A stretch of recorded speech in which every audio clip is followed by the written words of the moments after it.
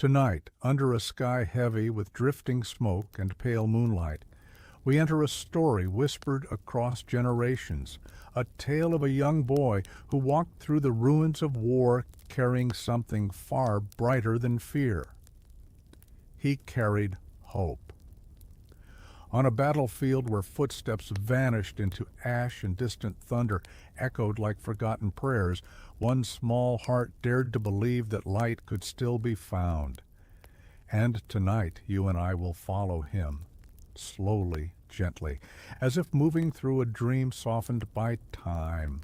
Before we begin, if you're watching from the US, Europe, Canada, or anywhere else in the world, maybe late at night, maybe at dawn, or even in the quiet hours past midnight, I invite you to like this video, subscribe to the channel, and leave a comment sharing where you're watching from and what time it is for you right now.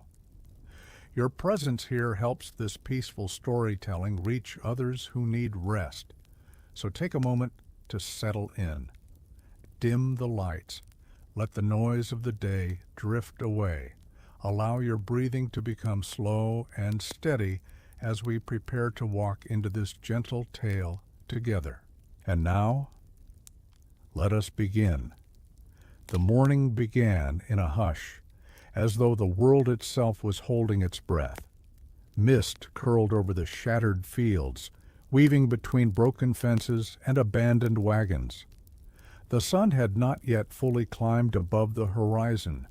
Instead, it cast a soft, muted glow across the land, warm enough to suggest hope, yet too fragile to chase away the cold that clung to everything. A boy named Marek stood alone at the edge of the quiet encampment, his boots sinking into the damp earth. He was small for his age, thin from weeks of rationed meals, but there was something in his posture, something steady, something quietly determined, that made him seem older than his years.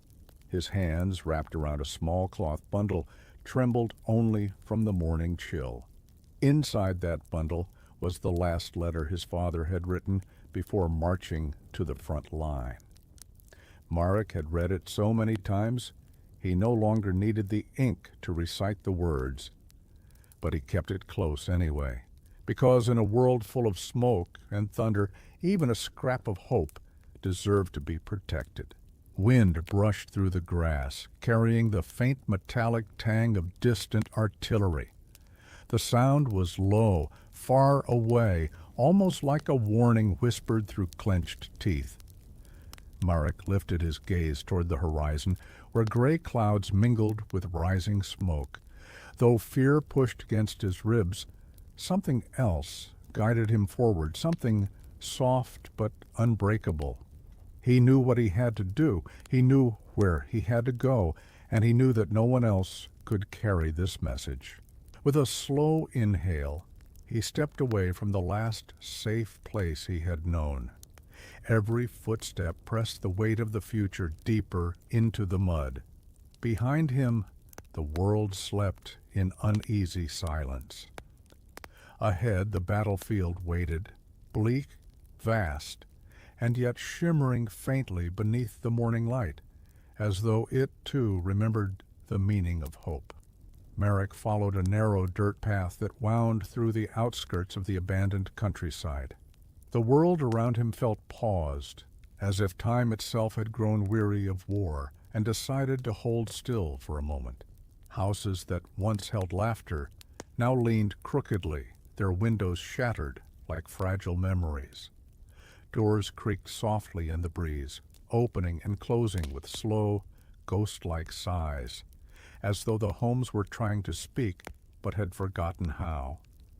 The morning mist thickened as he walked, brushing against his skin like cool fingertips. It softened the jagged shapes of fallen walls and splintered wood, turning destruction into something blurred, almost dreamlike. Birds had not yet returned to the fields, but every so often Marek swore he could hear wings flapping overhead, echoes of a world that used to be whole. He tightened his grip on the cloth bundle pressed against his chest. The letter inside felt warm from his body heat. A quiet reminder that he wasn't walking these broken roads for himself alone.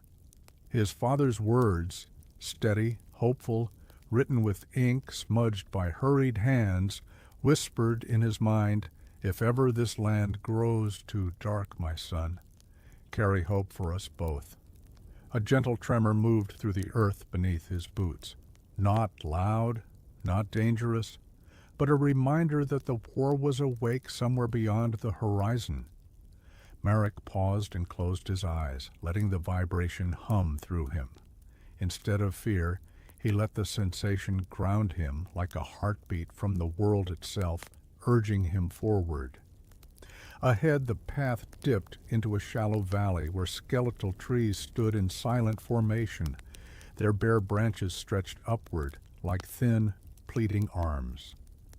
Marek imagined them reaching for the sun, wanting warmth, wanting healing, wanting the peace that once filled summers long before he was born. He wondered if the soldiers felt the same, if they too lifted invisible hands toward something brighter, if they waited for a letter, a message, a sign, just as he carried now. A soft breeze pushed gently at his back, as though guiding him onward. The mist parted slightly, revealing the curve of the valley and the distant shape of a rusted, overturned wagon. The world remained quiet but not empty. Marek felt it, the lingering presence of stories, footsteps, laughter, and hope that refused to vanish completely. With a slow breath, he stepped deeper into the valley, letting the silence cradle him as he walked. The valley welcomed Marek with a hush, so deep it felt sacred. The mist, now pale gold from the rising sun, drifted around him in long, gentle ribbons. Each breath he took filled his lungs with cool air, tinged with the scent of wet grass and old charred wood, remnants of a world caught between destruction and rebirth. He walked slowly, careful with each step, for the ground here held memories. The wind moved in soft currents, carrying faint echoes that were difficult to decipher, laughter from children who once played in these fields, shouts of farmers calling to one another, and deeper still, the rumble of war rolling like distant thunder across the hills. But the echoes were softened by distance, as though time had wrapped them in layers of cotton. The overturned wagon ahead came into clearer view. Its wheels were half buried in the earth, vines curling around its wooden spokes as if nature had claimed it gently, without resentment. A torn piece of canvas fluttered over it, whispering in the breeze like a flag that no longer remembered sides or colors. Marek approached it with quiet curiosity. He brushed his fingers over the wood, feeling grooves left by years of use. He imagined the family who once relied on it, their journeys, their hopes, the burdens they had carried. He wondered if they had fled before the fighting swept through, or if someone had stayed behind, waiting for a return that never came. As he stood there, a soft rustle sounded from the nearby brush. Marek froze, his breath catching. The rustling grew louder for a moment, then fell still. Not a soldier, not danger, just the valley responding to his presence, perhaps a small animal, or the wind shifting shapes between the reeds. He took another careful breath and continued forward. In the center of the valley, the mist thinned enough for him to see distant shapes, shattered carts, broken helmets, discarded boots. Despite the remnants of conflict, the valley had an unexpected gentleness to it.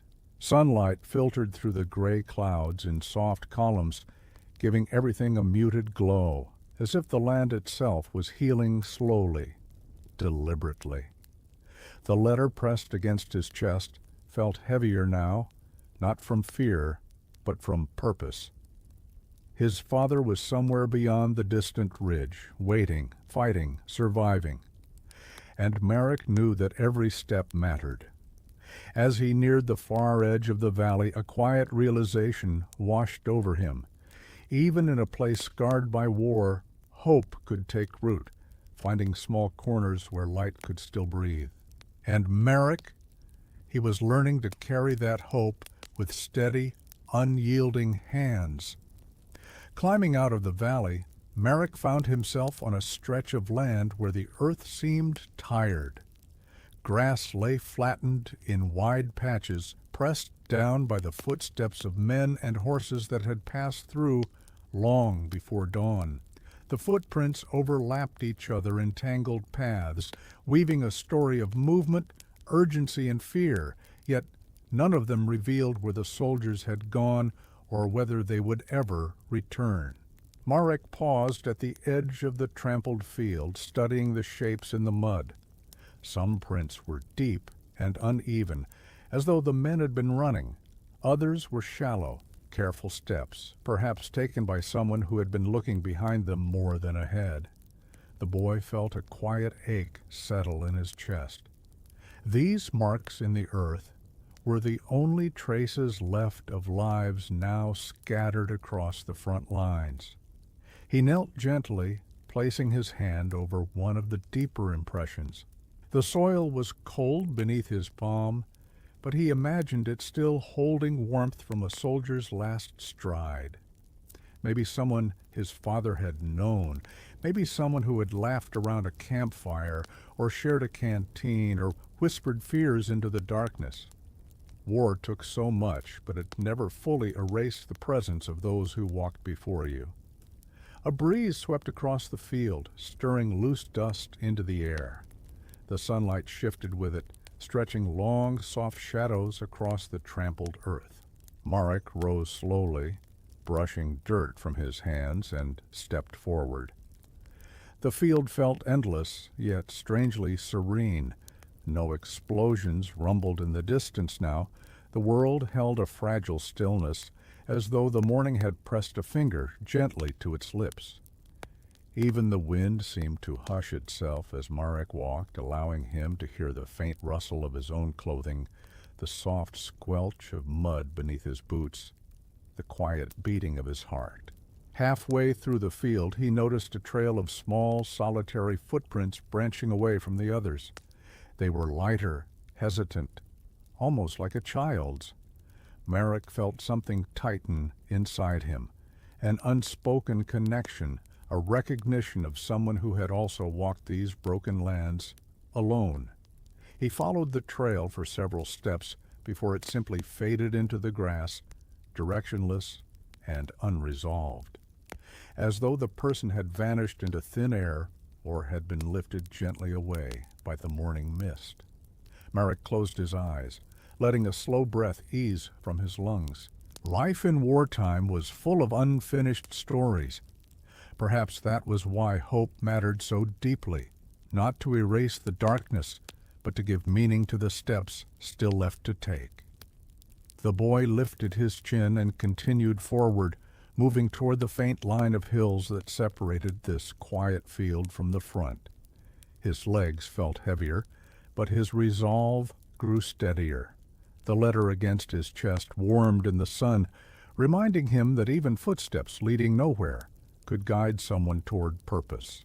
As Marek approached the slow rise of the hills, the land shifted again, subtly, quietly, like a breath-changing form. The wide, trampled field gave way to scattered stones and half-collapsed walls, the remains of what had once been a small village. Only fragments stood now, a corner of a cottage, the outline of a stable, the broken arch of a communal well.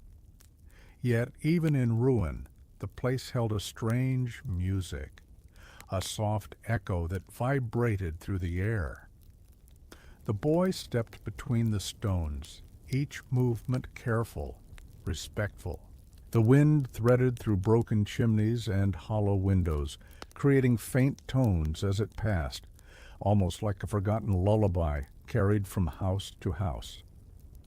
For a moment, Marek imagined families here, sharing bread, laughter, stories told beside warm fires.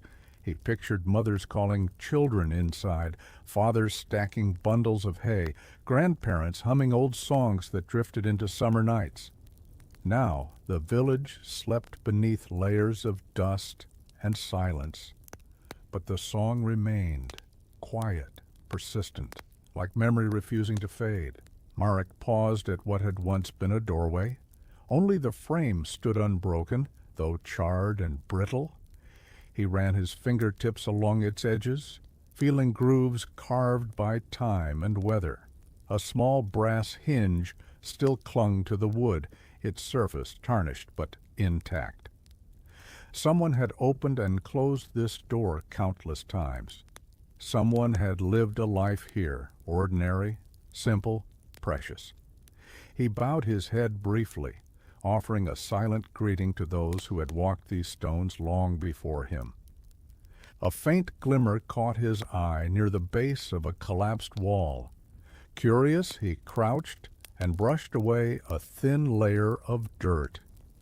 Beneath it lay a cracked piece of ceramic, part of a painted tile, its design faded but still visible. A blue flower, delicate and curling, shaped with a care that spoke of gentler days. Marek slipped the tile into his pocket, not as a trophy, but as a promise. That beauty could survive even where hope had nearly been extinguished.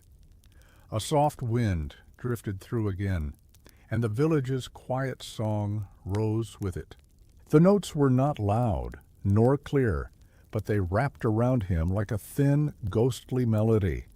He let the sound guide him through the ruins, step by slow step, until he reached the far edge where the land sloped downward. From there, the battlefield stretched in the distance, still shrouded in haze but unmistakable. The song faded, but its echo lingered in his heart. Marek took a breath, feeling both the weight of sorrow and the warmth of resilience. Then gently he began his descent toward the place where hope would be needed most. The slope carried Marek down into a wide, quiet clearing where the grass had grown tall and pale, swaying gently in the breeze. This place felt untouched by footsteps for days, maybe weeks, a rare pocket of stillness. Yet as he walked deeper into the clearing, he noticed something scattered among the grass, small shapes pale against the green, shifting softly with the wind. Envelopes, dozens of them, some sealed, some torn open, some half buried by the weather. Marek approached the nearest one and knelt, carefully brushing the blades aside. The envelope was damp and wrinkled, its ink faded, but still readable. He didn't open it. He didn't need to. The names written on the front, to my wife, to my brother, to my little daughter, spoke enough. Messages meant to reach homes that might no longer exist, words of fear or love or apology that had never traveled beyond this place. He swallowed hard, the back of his throat tightening. It was rare for mail carriers to make it through these lands where battles shifted like tides and soldiers were always moving. Sometimes letters were dropped and forgotten. Sometimes the men who carried them did not live long enough to deliver them. The wind tugged at one of the open envelopes nearby, revealing a corner of paper inside. Marek gently lifted it, smoothing it over his knee. The handwriting was shaky, hurried, perhaps written in darkness. If I do not return, know that I thought of you in every quiet moment. The rest was smudged beyond recognition. Marek let the paper fall softly back into place. He felt the weight of all the unspoken words that hung in this field, the hopes, fears, promises, confessions. Letters were powerful things. They carried the pieces of a heart across impossible distances. His father's letter, folded safely against his chest, felt heavier now, but also stronger. So it was the one message that still had a chance to reach its destination. He rose slowly, the tall grass brushing against his legs like warm, comforting fingers. Though the field held sorrow, it was not sharp or cruel. It felt, strangely, like a resting place for voices, a sanctuary of things that mattered enough to be written down, even in war. A soft rustling drew his attention. In the center of the clearing stood a narrow wooden post, leaning slightly with a faded red cloth tied around it. The cloth fluttered weakly, signaling perhaps that this had once been a drop point for couriers, a place where soldiers left letters to be collected when it was safe. Now it stood forgotten, a wooden relic wrapped in a single thread of color. Merrick approached it, touched the cloth gently, then closed his eyes. "I'll carry your words too," he whispered, not as a promise of physical delivery, but as a vow to remember that every life here, every hope, mattered. When he opened his eyes, the wind shifted again, warm this time, as though the field exhaled in gratitude. With renewed quiet determination, he stepped beyond the clearing, heading toward the distant rumble of the front. Beyond the field of letters, the land narrowed into a long, winding road, so faint in places it looked more like a memory than a path. Grass crept over the edges, small stones littered the center, and each curve disappeared into a gentle blur of haze. This road had once been busy, Marek could tell. Wagons had rolled through, soldiers had marched, families had fled. Now only the soft whisper of the wind kept it company. Marek stepped onto it with careful respect, feeling the history beneath his soles. The dirt here had been pressed and repressed by thousands of footsteps, yet time had softened their edges until only the faintest depressions remained. These were footsteps with stories, young men leaving home for the first time, older soldiers carrying the weight of more battles than they could count, children clinging to their mothers' hands as they sought safety farther from the front. The boy imagined them all walking beside him, their shapes drifting like pale shadows on either side of the road. Not haunting, just existing, part of a world that had been broken but not forgotten. A cool breeze drifted along the road, bending blades of grass in slow, rhythmic waves. Merrick welcomed the breath of air. It carried the earthy scent of damp soil and distant pine, grounding him, reminding him that even in war, the natural world continued its quiet, ancient cycles. As he walked, he noticed the faint outline of wagon tracks carved deep into the earth, now filled with water from an earlier rain. The puddles reflected the sky in trembling fragments, like pieces of broken glass rearranged into something gentle. Merrick paused beside one and crouched, watching the reflection of the clouds ripple with each tiny breath of wind. A simple thought warmed him. Even broken reflection still carried beauty. He stood again and continued forward. Along the road's right side, a wooden fence leaned heavily, many of its rails missing or snapped. Once it must have enclosed pasture land. He pictured animals grazing peacefully, farmers tending to their fields without fear of shells or sudden alarms. Though the fence was falling apart now, it remained an outline, a quiet sketch of life before war. Marek let his fingers brush the top rail in passing, feeling splinters catch lightly on his skin.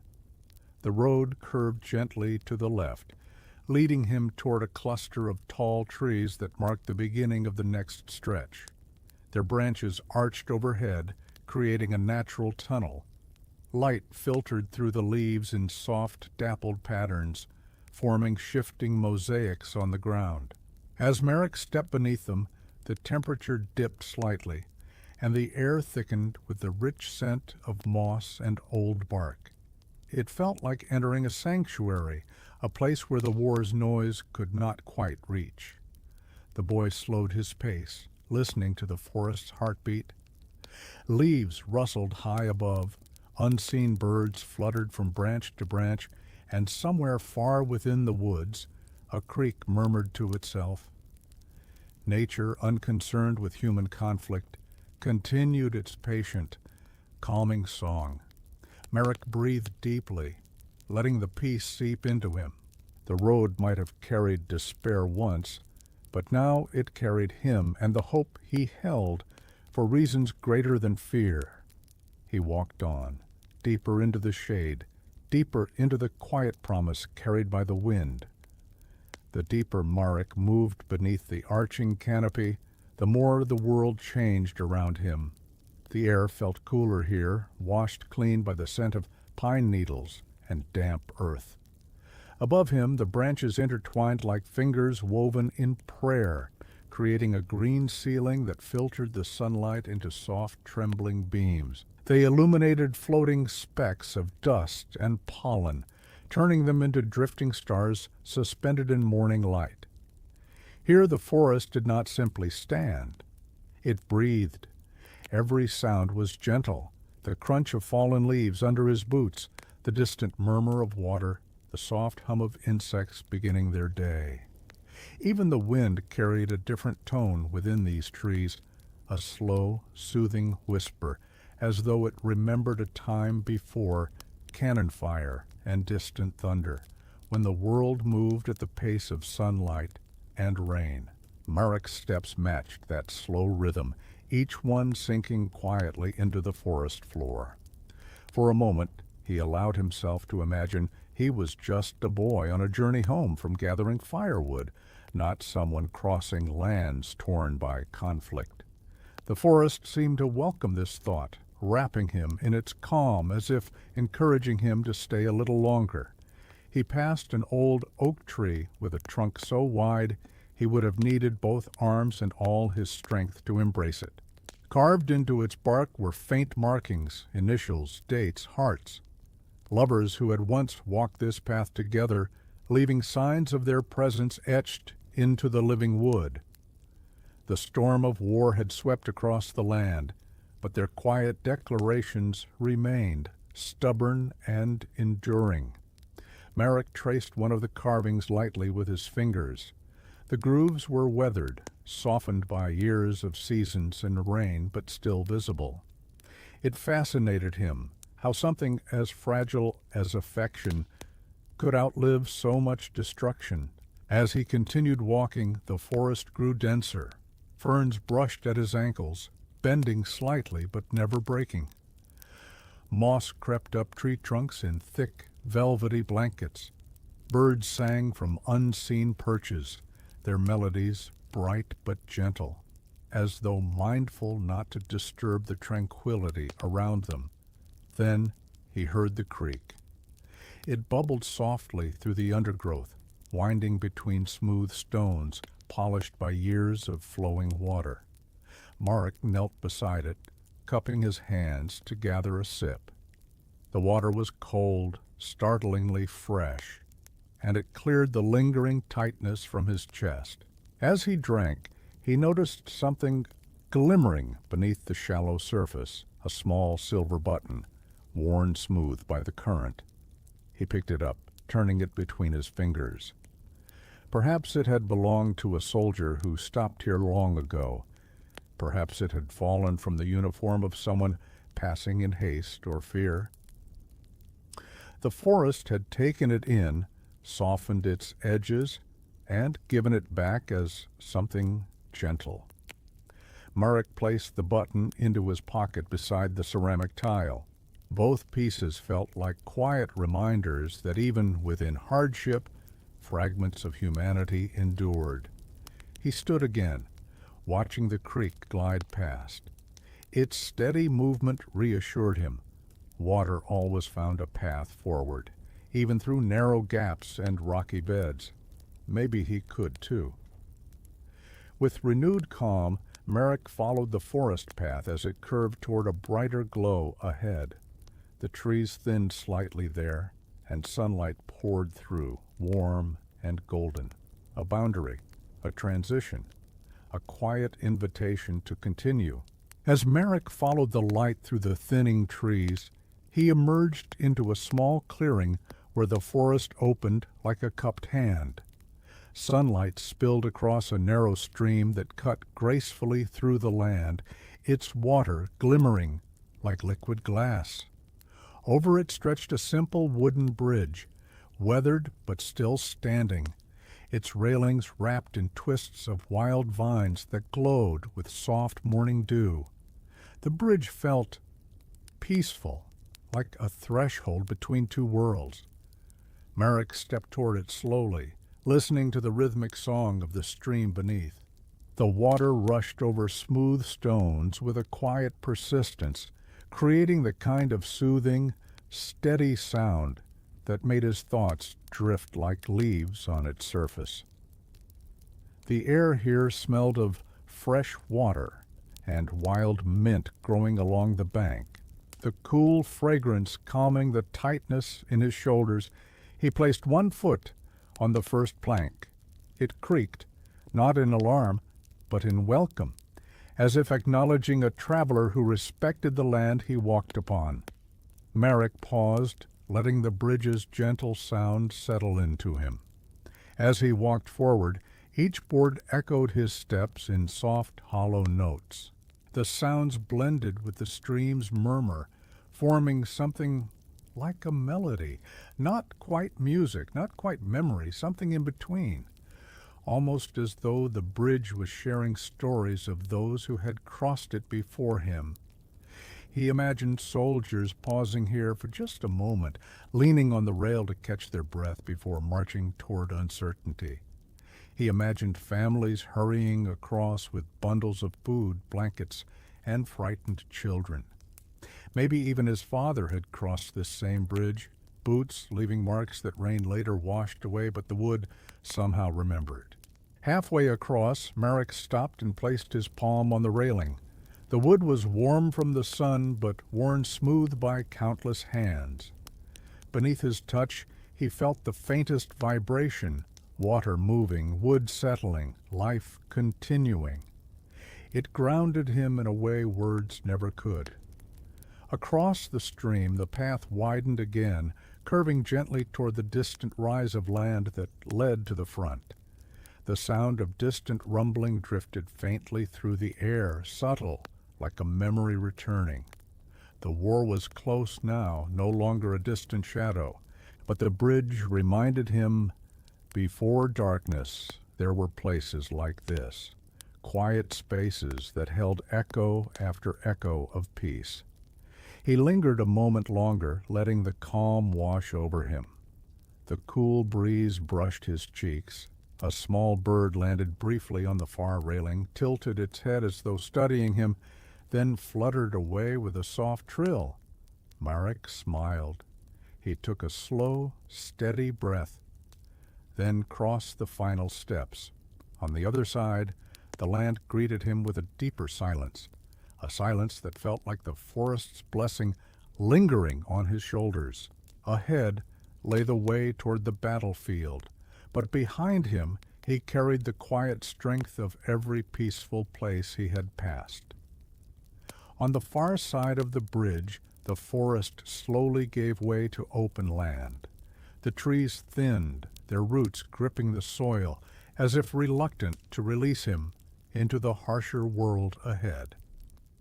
Marek stepped out from the final curtain of leaves and found himself facing a broad, wind-swept field stretching toward the horizon. This place felt different from every quiet refuge he had passed. The air was still, but with an uneasy stillness. The grass swayed, but without the gentle rhythm of earlier meadows. Even the light seemed muted, as though something heavy lingered in the sky. Marek paused, letting his eyes adjust. Long shadows stretched across the field, tall, narrow shapes cast by lone trees, broken posts, and scattered mounds of earth. The shadows seemed to move with the shifting wind, lengthening and shrinking, like figures shifting restlessly in their sleep. He stepped forward. The soil beneath his boots was drier here, cracking in narrow lines that branched like the veins of a leaf. It carried the faint scent of smoke, old smoke, not fresh, hinting at campfires long extinguished or distant battles that had passed through weeks before. The field was quiet, too quiet. yet not empty. As Merrick walked, he noticed small signs of those who had come before him: a rusted tin cup lying half buried in the dirt, a torn strap, perhaps from a soldier's satchel, a single glove weathered and stiff, its fingers curled inward like a hand attempting to hold something that had already slipped away. These fragments whispered stories he would never fully know, but he could feel their weight in the air around him. A faint gust stirred the grass, sending ripples across the field like waves on a muted sea. Marek closed his eyes for a moment, letting the wind brush over him. It carried the low hum of something distant, perhaps artillery far beyond the hills, perhaps just the trembling echo of memory woven into the land. When he opened his eyes again, he noticed something he hadn't seen before: a narrow trail cutting through the grass, subtle but unmistakable.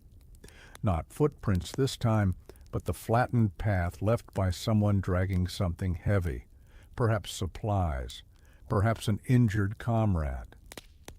The trail led toward a small cluster of trees near the center of the field. Marek hesitated. Those trees stood darker than the others he had passed, their branches tangled tightly together as though whispering secrets. The shadows beneath them pooled like ink, thick and unmoving. Yet the trail led there, and where a trail led, a story waited. Tightening his grip around the letter beneath his jacket, Marek followed the path. With each step, the air seemed to grow denser, as if the field itself was holding its breath. But the boy kept walking, slow, steady, determined, carrying hope like a lantern cupped in both hands. He reached the first of the trees. The shadows stretched toward him, cool and still. Something rustled deep within the cluster, soft, uncertain, like a whisper deciding whether to speak. Marek swallowed, stepping closer. Whatever waited here, he needed to see it. He needed to know. As Marek stepped beneath the dark canopy of the clustered trees, the light shifted immediately, softening, dimming, gathering into a cool shade that felt almost like dusk. The air here was different too, stiller, heavier, carrying a faint scent of extinguished fires and damp canvas. It didn't smell dangerous, only abandoned. Then he saw it. A small encampment lay hidden among the trees, almost invisible from the field outside. 3 canvas tents sagged against their wooden poles, their edges frayed and darkened by rain. A few crates and overturned buckets dotted the ground, their contents long emptied or carried away. A fire pit rested at the center, its ashes cold and gray, but neatly arranged as though the last people here had left in quiet hurry rather than chaos. Marek stood at the edge of the encampment, listening. Nothing moved, no birds, no voices. Not even the wind dared to disturb the stillness beneath the trees. He approached slowly, each step muffled by a thick layer of fallen needles and leaves. The quiet felt almost sacred, not lonely but reverent, like the hush inside a chapel made of wood and sky. At the first tent, he gently lifted the sagging flap. Inside lay a few scattered blankets, a dented cup, and a lantern with a cracked glass pane. No signs of struggle, no blood, just absence. Quiet, lingering absence, the kind that settles after people leave with heavy hearts. The second tent held a pair of boots neatly placed beside a bedroll. The boy imagined someone rising in the early hours, lacing them up with calm hands before disappearing into the dawn. He wondered where they had gone, whether they had survived, whether they had marched toward hope or away from it. In the third tent, something caught his eye, a small wooden box resting in the corner. Marek knelt beside it. The box was carved with simple patterns: leaves, stars, a tiny bird with outstretched wings. The craftsmanship was delicate, thoughtful. He hesitated for a moment, then lifted the lid. Inside lay a handful of items, a single silver coin tied to a loop of string, a scrap of cloth embroidered with the letter A, a tiny wooden carving of a sunflower, and a folded note, edges soft from handling. Merrick unfolded the note gently. "We leave at dawn. If the owner of this box ever returns, tell them we kept it safe." There was no signature. A quiet ache blossomed in Merrick's chest. Whoever had lived here, they had cared for each other, not as soldiers, but as people holding on to the last threads of comfort. Even in war, small kindnesses were possible. Small promises mattered. He placed the items back into the box and closed the lid with care. Outside, the air shifted. The faintest breeze rustled the branches above, as if the encampment itself exhaled after being acknowledged. Marek stepped back into the center of the camp and looked around. Though empty, the place didn't feel abandoned. It felt paused, as if the stories here still lingered, waiting for someone to recognize that they mattered.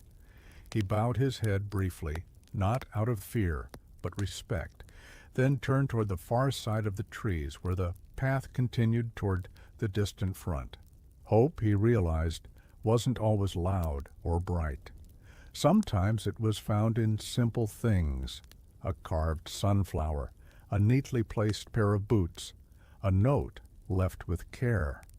With renewed quiet strength, he stepped out of the shade and back into the sunlight.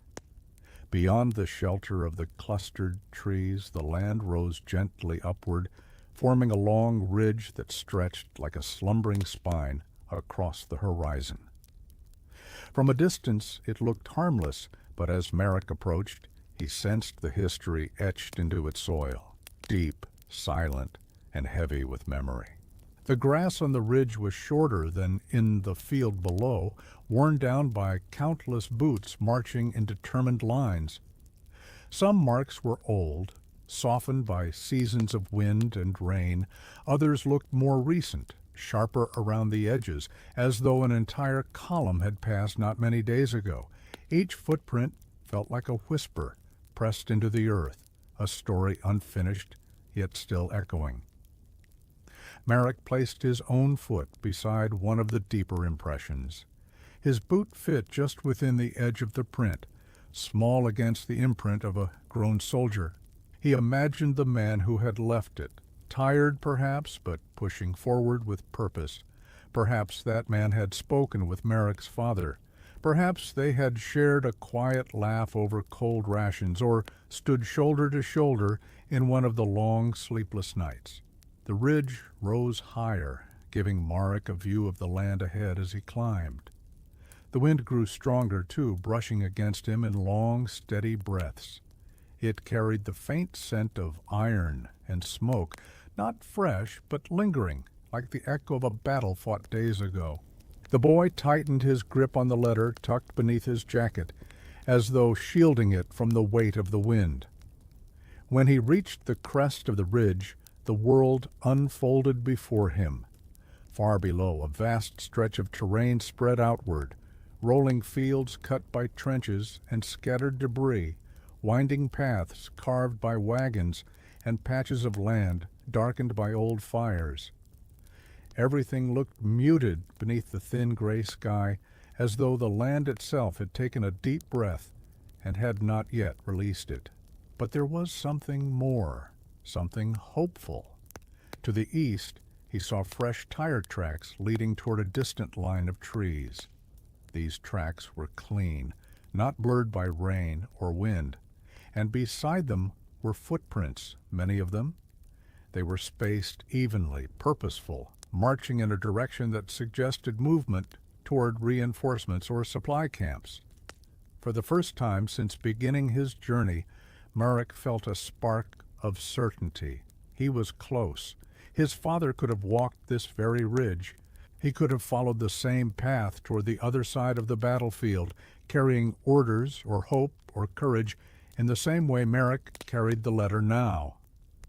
The wind rose suddenly, humming over the ridge like a low, steady song. Marek closed his eyes and let it wash through him. It wasn't harsh or cold. It felt guiding, almost as if the ridge itself, with all its layered stories and marching ghosts, was offering direction. When the gust softened, Marek opened his eyes and looked toward the east again. That was the way forward. He felt it deep within his bones. Still, he lingered for one more moment at the crest, placing his palm against the ground. The earth here had remembered so many footsteps, fearful ones, hopeful ones, determined ones. And now it remembered his as well. He stood slowly, drawing in a deep breath of the cool, steady air. Then, step by step, he began to descend the far side of the ridge, walking toward the place where he hoped the living still waited. As Marek descended the far side of the ridge, the landscape softened unexpectedly. The harshness of scorched grass and broken earth gave way to something gentler, something almost hidden from the world's suffering. At the bottom of the slope lay an orchard, long abandoned yet still alive in quiet, stubborn ways. The trees stood in uneven rows, their trunks gnarled and twisted by time. Many branches were bare, but some still clung to clusters of pale, underripe fruit. Leaves rustled softly overhead, creating a faint whispering that blended with the sigh of the wind. The air here smelled sweeter, earthy, faintly fruity, touched by the ghosts of summers long past.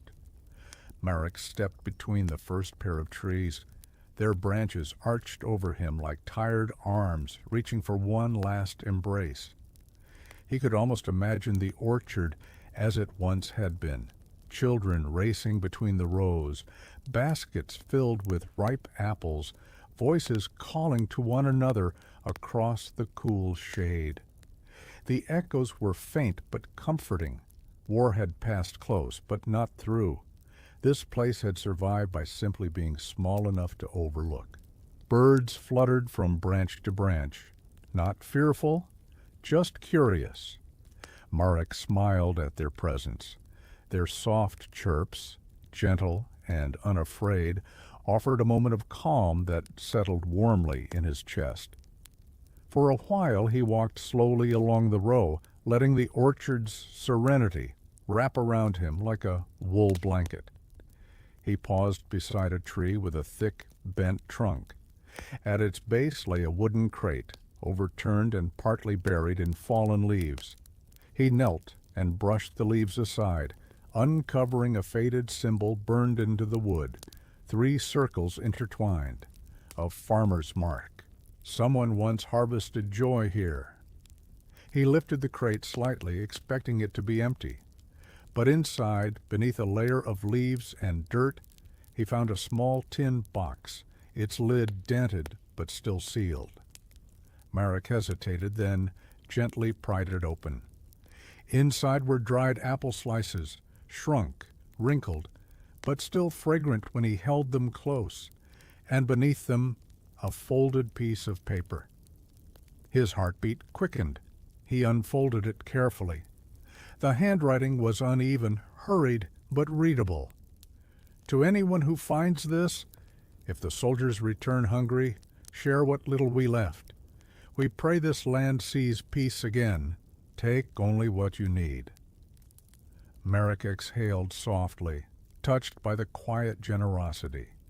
Even in fleeing, someone had chosen kindness. It reminded him of the wooden box in the silent encampment, of the carved sunflower, of every small gesture that had refused to let the world turn entirely cold. He took a single apple slice, just one, and placed the others back into the tin before closing it gently and returning it to the crate. As he rose, he felt the orchard breathing around him, not literally but in spirit. It felt like a haven tucked between hardships, a reminder that life continued in pockets too small for war to crush. At the far end of the orchard, the rows of trees parted, revealing a narrow path cutting through tall grass. The same fresh footprints and wagon tracks he had seen atop the ridge crossed through here as well, clear, recent, leading onward. Merrick felt a quiet surge of hope. The signs of life were growing stronger. He was drawing closer. He stepped out from beneath the final tree's shade, carrying with him the orchard's gentle blessing. Beyond the orchard's final row of trees, Merrick stepped into a broad meadow, washed with soft golden light. The sky had brightened, the pale gray clouds parting, just enough for thin rays of sunlight to spill across the land. It transformed the tall grass into a shimmering sea, each blade moving with the wind like slow, delicate waves. The moment Merrick entered the meadow, the air changed. It felt open, wide, and strangely brave, like a place where hearts had been tested, and yet something deeper than fear had lingered. The ground bore traces of recent passing. Wagon tracks carved long, curving lines through the grass. Footprints, many of them, pressed softly into the earth. Some were large, heavy with gear, others looked lighter, belonging to those who walked with less burden or perhaps with more purpose. Merrick followed them all with his eyes, imagining the silent determination of those who had moved through this meadow only days, maybe even hours, before him.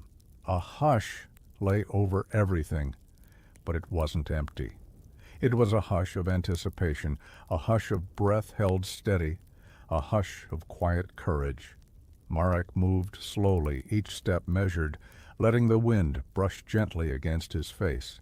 It carried the faint scent of crushed grass and distant smoke, but the smoke was light now, thin enough to suggest hope rather than danger.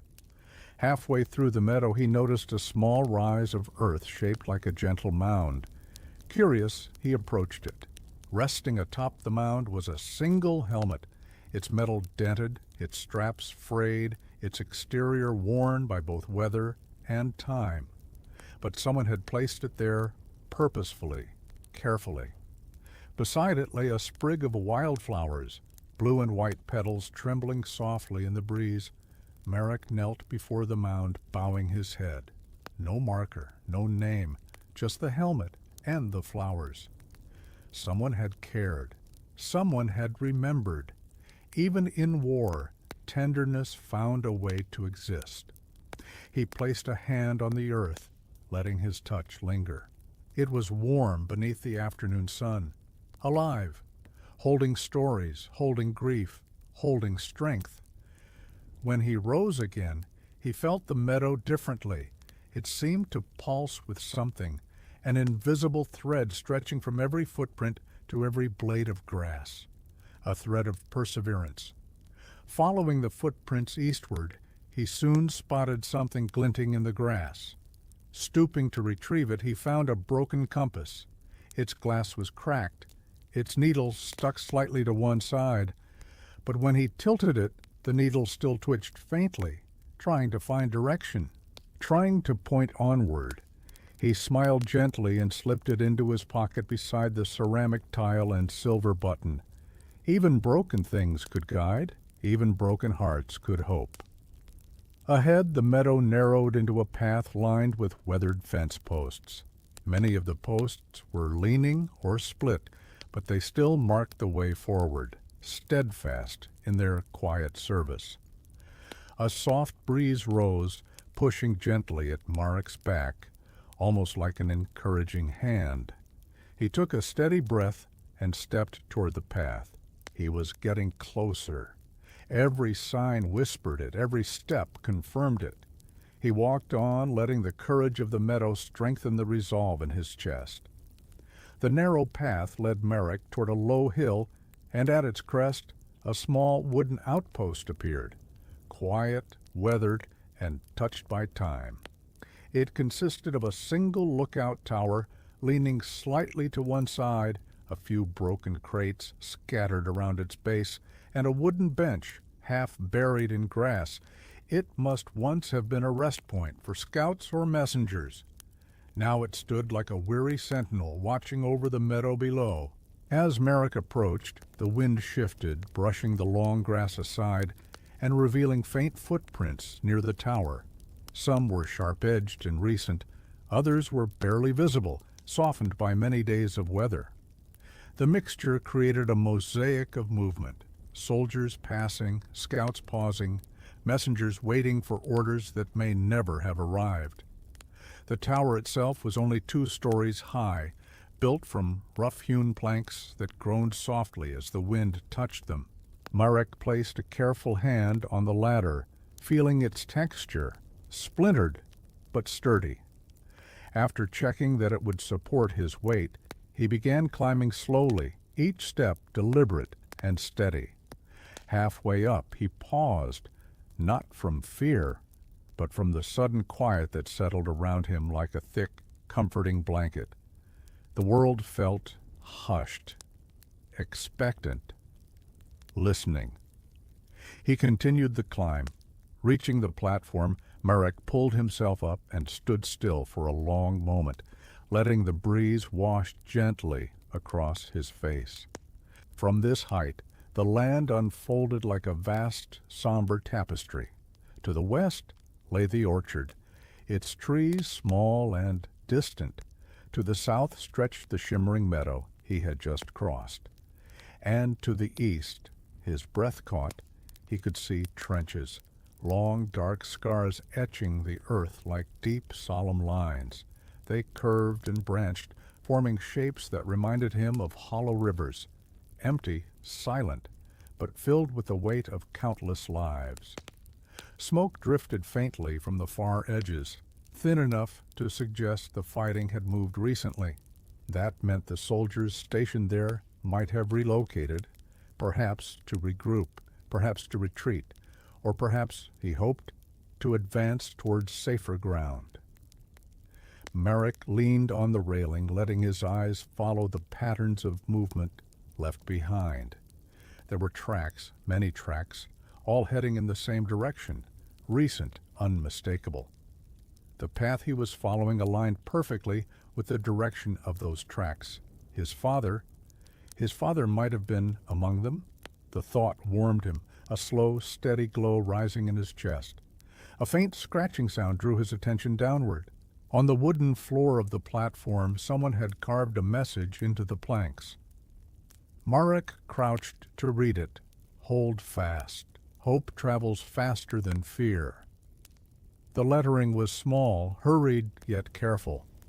A soldier had carved this, someone who'd stood where Marek now stood, looking out over uncertain land, but choosing to leave strength for whoever came next. Marek touched the carving gently, feeling the grooves beneath his fingertips. Someone had taken the time to share hope with strangers they'd never meet. And now that message reached him. He rose slowly and looked back at the trenches in the distance. The wind brushed against him again, warm this time, as though urging him onward. Soon, he whispered to the horizon.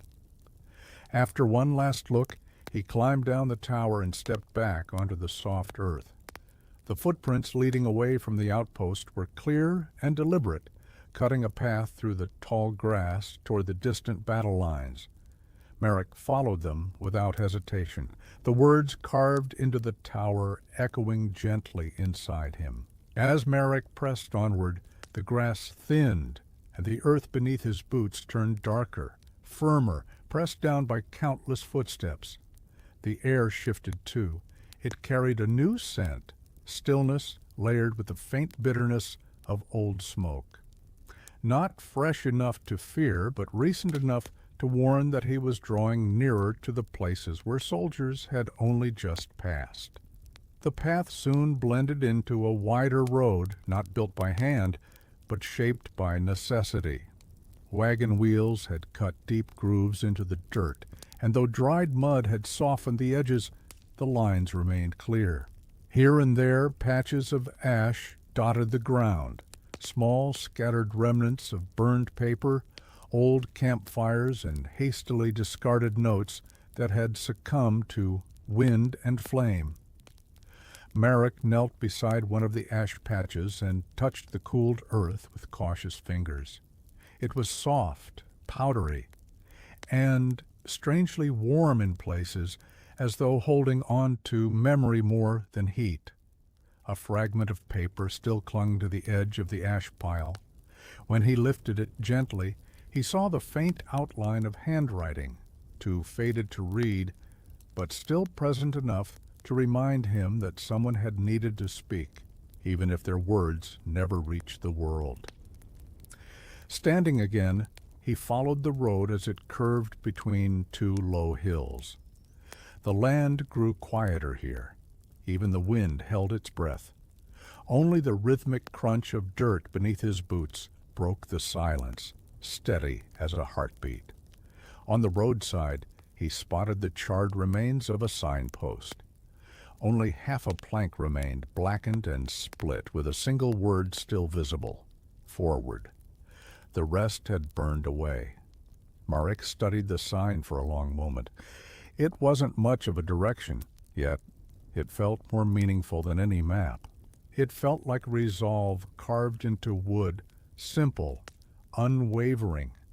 He stepped closer and placed his palm lightly against it. Forward, yes.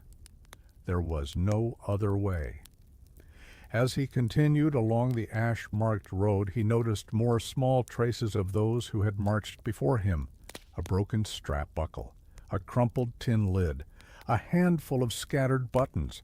Nothing valuable, yet everything important, because they meant someone had been here, many someones, and they had kept moving despite hardship. The sky above had tightened into a blanket of pale gray, the sun muted but still present.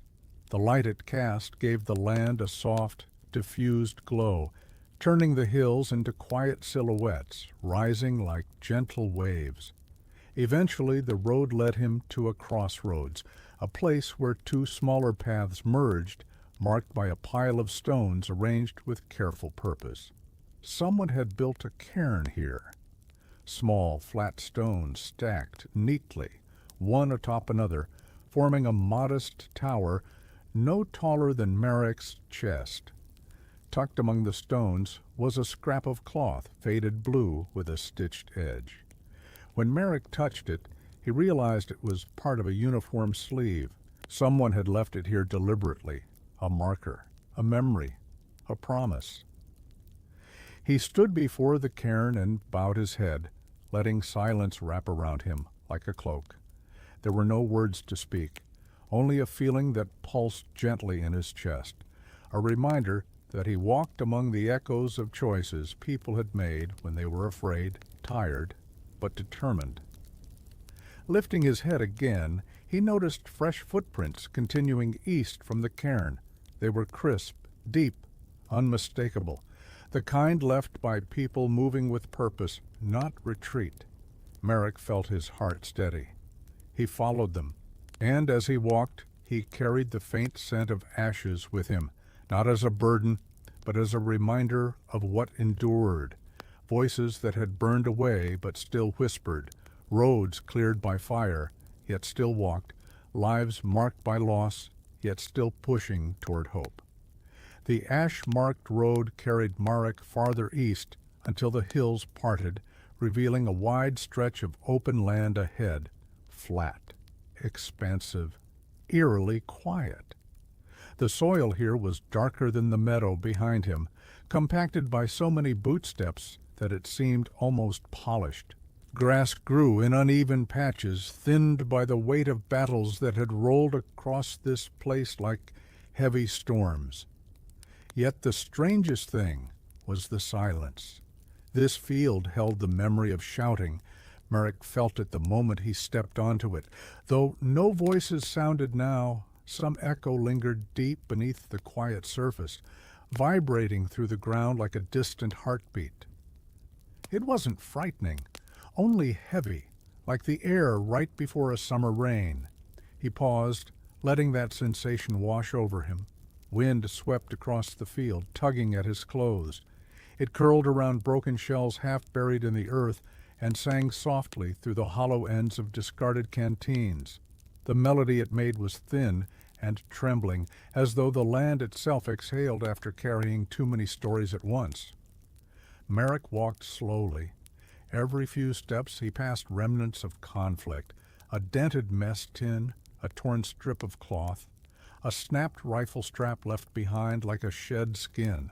But he also found something unexpected.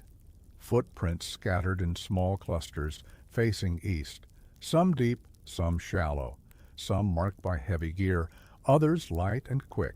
Footsteps of those who had survived, footsteps of those who had kept going.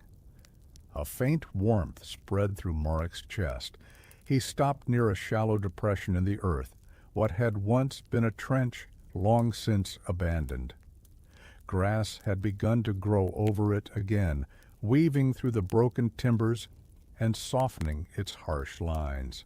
When he crouched and placed a hand on the ground, he felt the soil thrumming faintly, as though the earth remembered every command shouted, every breath held, every heartbeat that had raced through fear and courage. A small glimmer caught his eye near the trench wall. He reached down and lifted a tiny metal object, a button shaped like a star. Its edges were dulled, but its shape remained perfect. It fit neatly in his palm, warm from the sun. Marek held it tightly before placing it inside his pocket, with the other quiet treasures he had collected. Each object felt like a whisper of resilience, a reminder that hope wasn't a loud thing. It was made of quiet fragments carried carefully over long distances. As he rose and continued walking, he noticed something else ahead, a series of wooden stakes planted in the ground along the eastern edge of the field. Each had a strip of cloth tied to it, blue, red, gray, fluttering weakly in the wind. Markers, guides, signals for those who followed. The cloths trembled like gentle hands pointing the way forward. Marek followed them, feeling an invisible pull in his chest as the stakes led him toward a narrow path carved into the earth. At its entrance stood a single wooden post with a simple message carved by a knife. "Keep moving, we're close." His breath hitched softly. Close. Close to the front. Close to the men who had walked before him. Close, possibly, to his father. He touched the carving with trembling fingers. Then, gathering his courage, he stepped onto the path marked by fluttering cloth strips. The wind rose behind him, as if urging him onward. The narrow path guided Marek toward a ravine carved gently into the landscape, its sloping walls soft with moss and trickling streams. Though shallow, the ravine created a natural corridor, sheltered from the wind and hidden from distant eyes. Soldiers would have used this place. Marek sensed it immediately. It felt both protective and solemn, like a passageway, meant for those who carried burdens heavier than their own lives. As he stepped down into the ravine, the air cooled.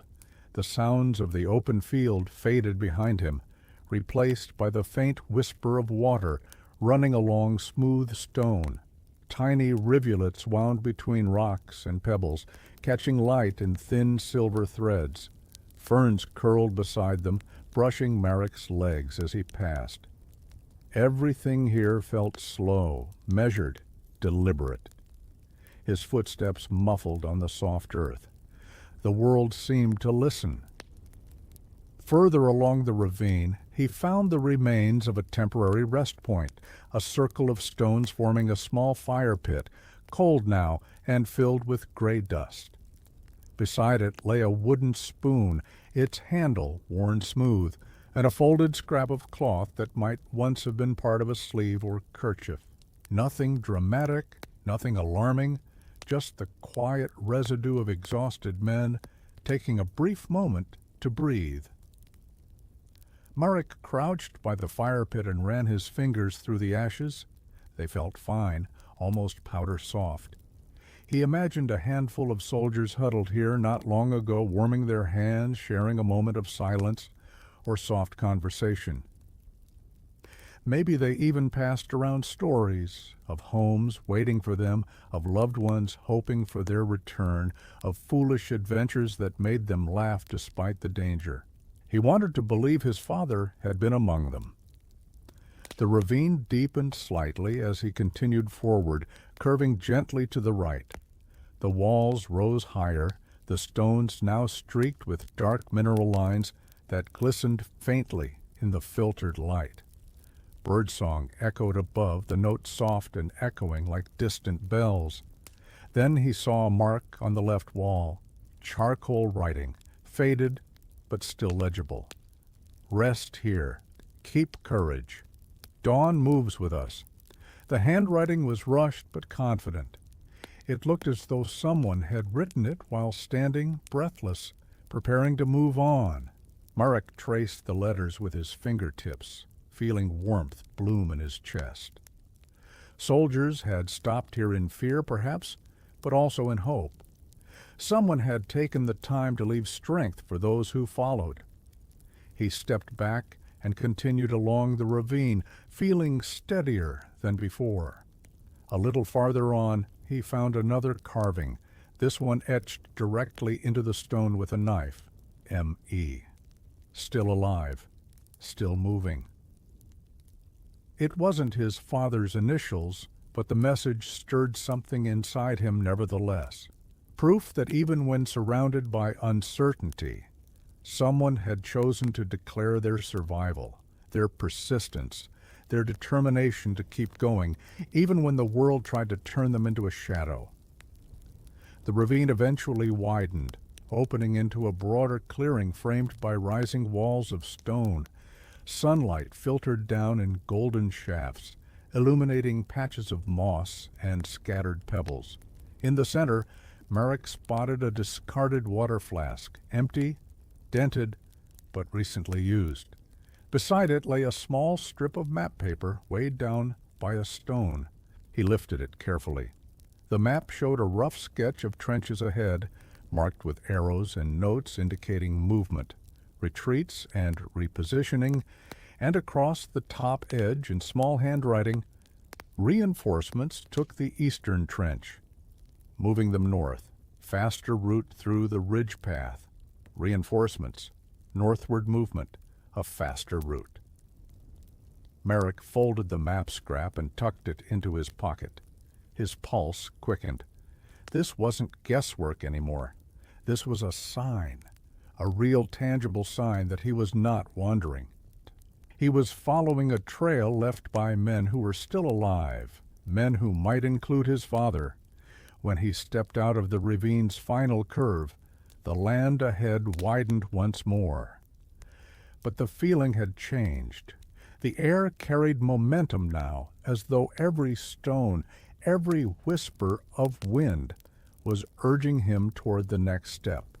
The front was close. He could feel it in the rhythm of the earth beneath his feet. As Marek left the quiet certainty of the ravine, the land rose once more, forming a long ridge that stretched beneath a darkening sky. The clouds above were gathering, slow, heavy, layered like bruised silk. Though no thunder sounded yet, the air felt charged, as if the world were preparing itself for something unseen but inevitable. Marek climbed steadily, each step bringing him higher into the cool wind sweeping over the ridge. The earth here was rougher, scattered with loose stones and patches of exposed roots, but it also bore unmistakable signs of recent passage, fresh footprints pressed deep into the dirt, wagon tracks cutting sharp lines, and the faintest glimmer of spent lantern oil spilled near the base of a rock. A group had crossed this ridge not long ago, a large group. His heart quickened. As he reached the crest, the view expanded into a vast panorama washed in muted gray light.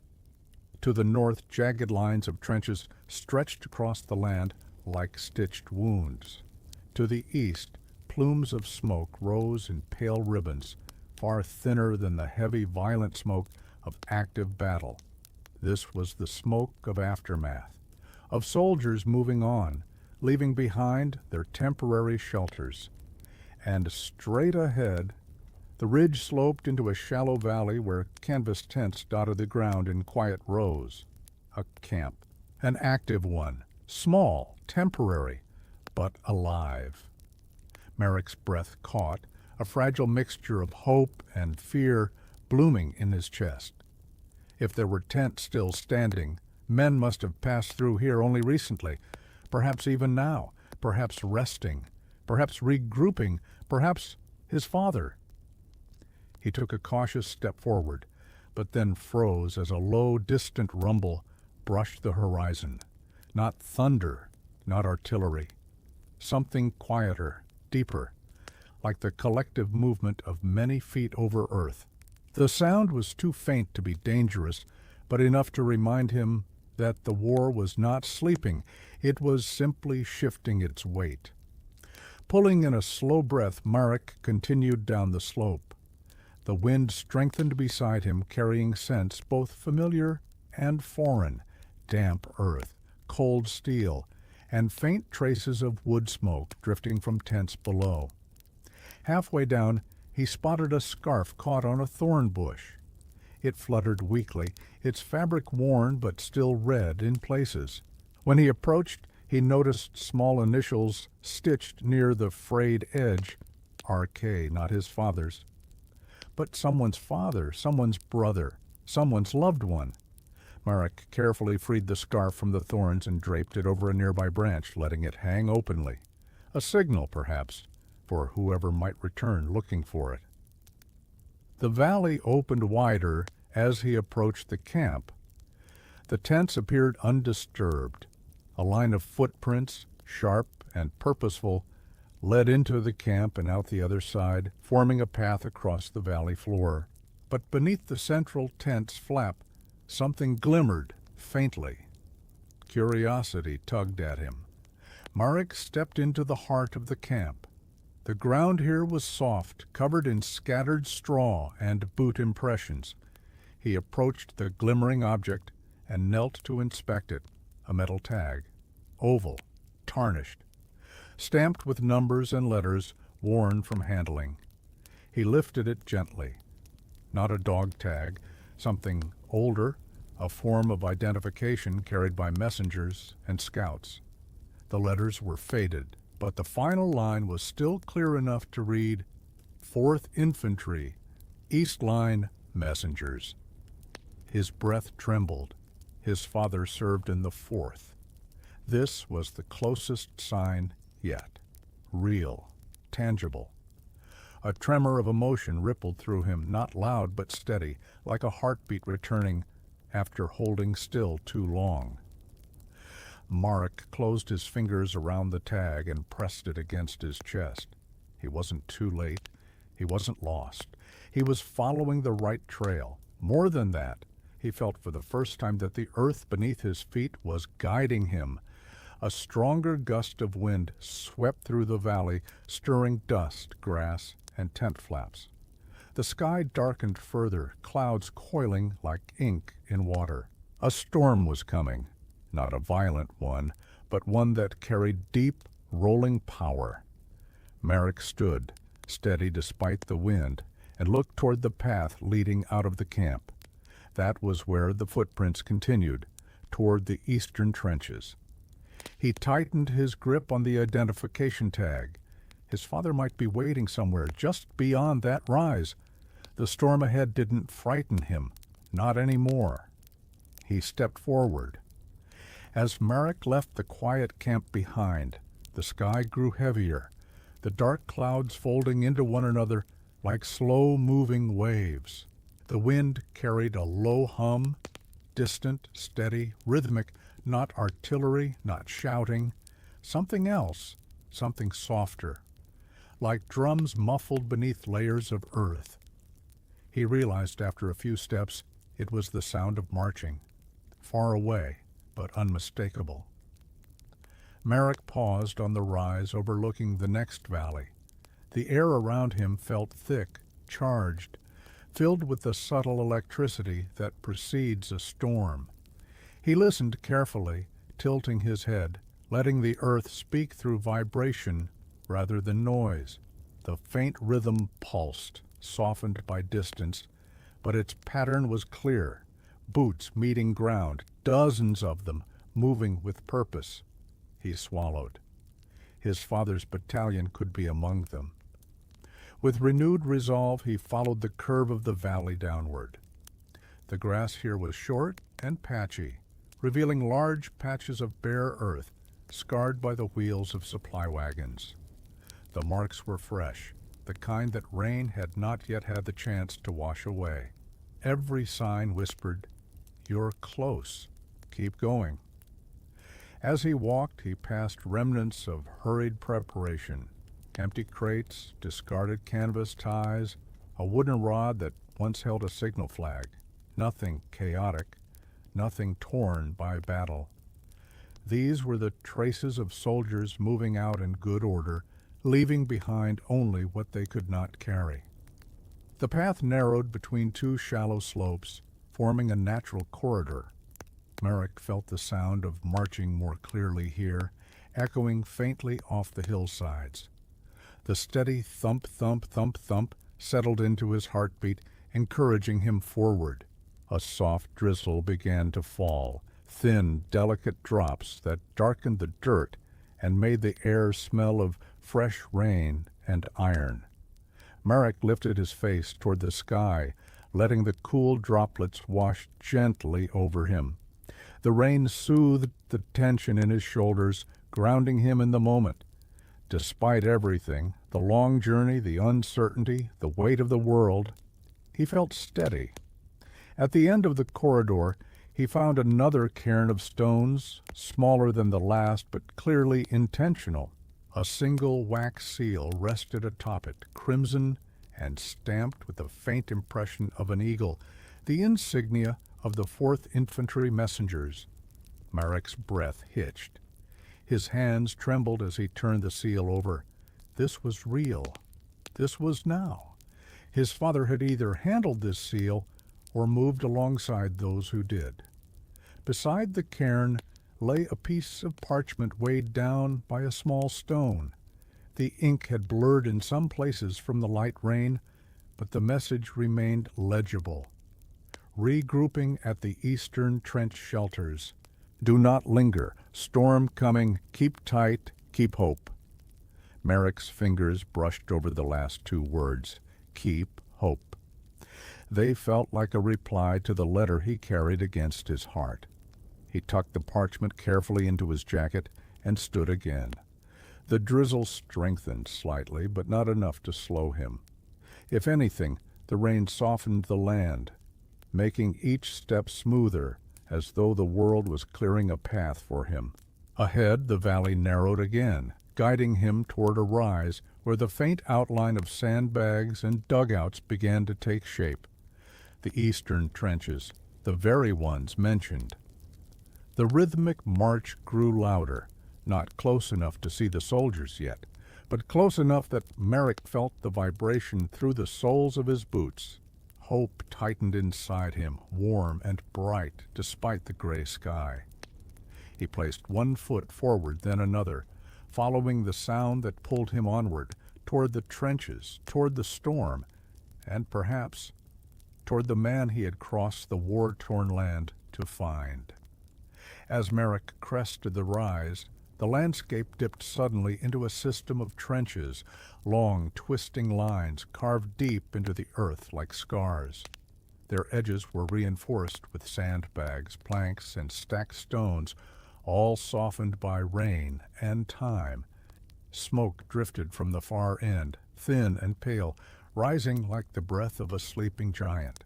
The rain had grown gentler now, falling in a light mist that coated everything with a silent shimmer. Marek tightened his jacket around him as he descended into the first trench. The earth walls rose around him, muffling the outside world and replacing it with a quieter, heavier sound, the slow drip of water, the soft echo of distant boots, and the settling creak of wooden supports. Inside the trench, everything felt close, contained, heavy with memory. He walked carefully, running his fingers along the earthen walls. They were cool and damp, textured with impressions where hands had braced themselves during fear, exhaustion, or fierce determination.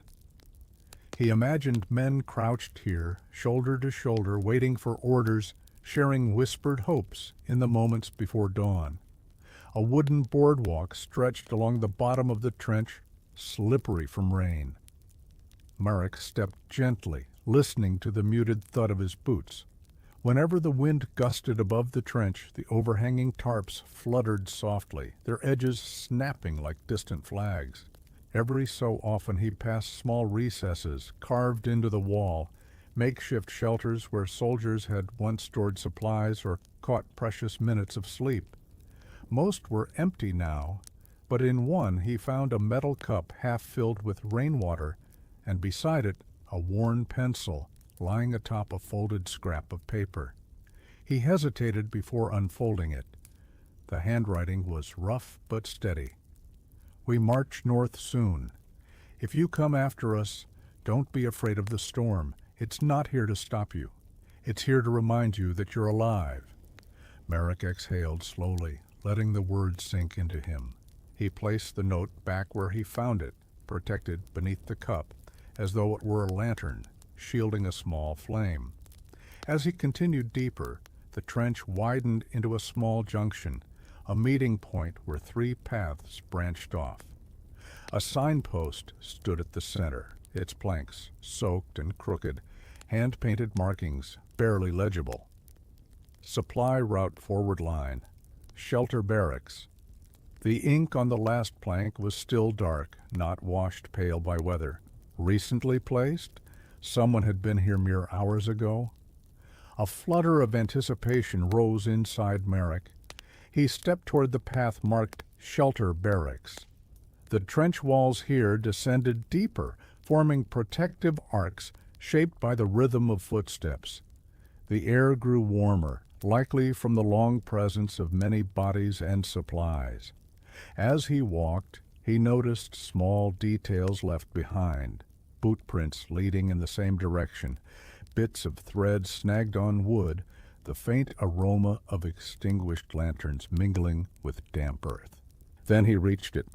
A row of dugout shelters built into the wall, their entrances reinforced with planks and canvas. Some were empty, their interiors dark and echoing.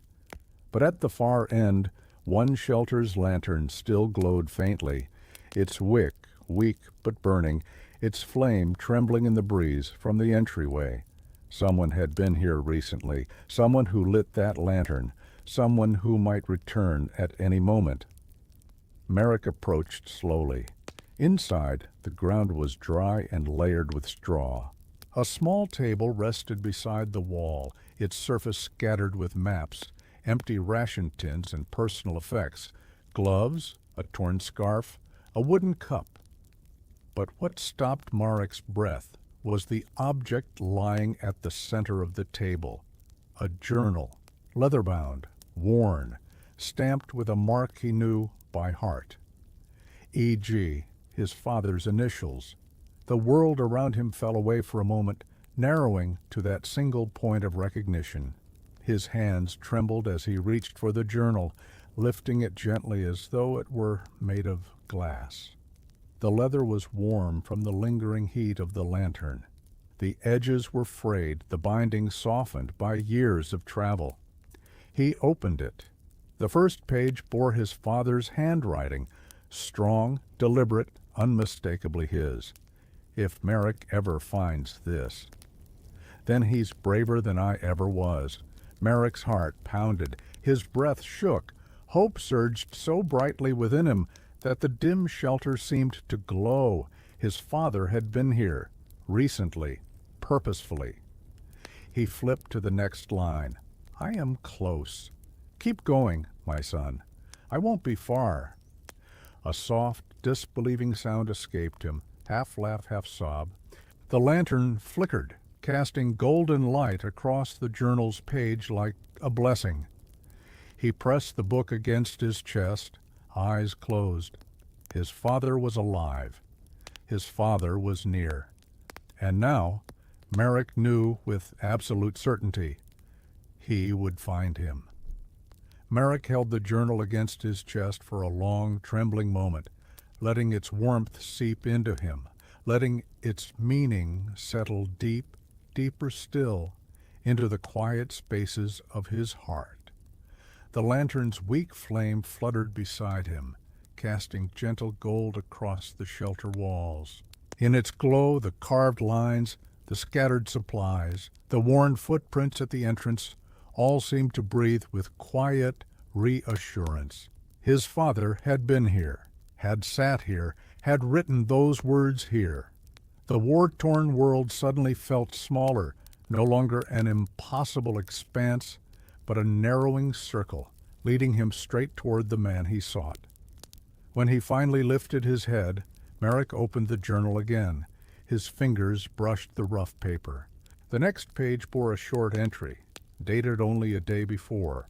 Movement planned north by northeast. Storm approaching from the west. Use the wind as your guide.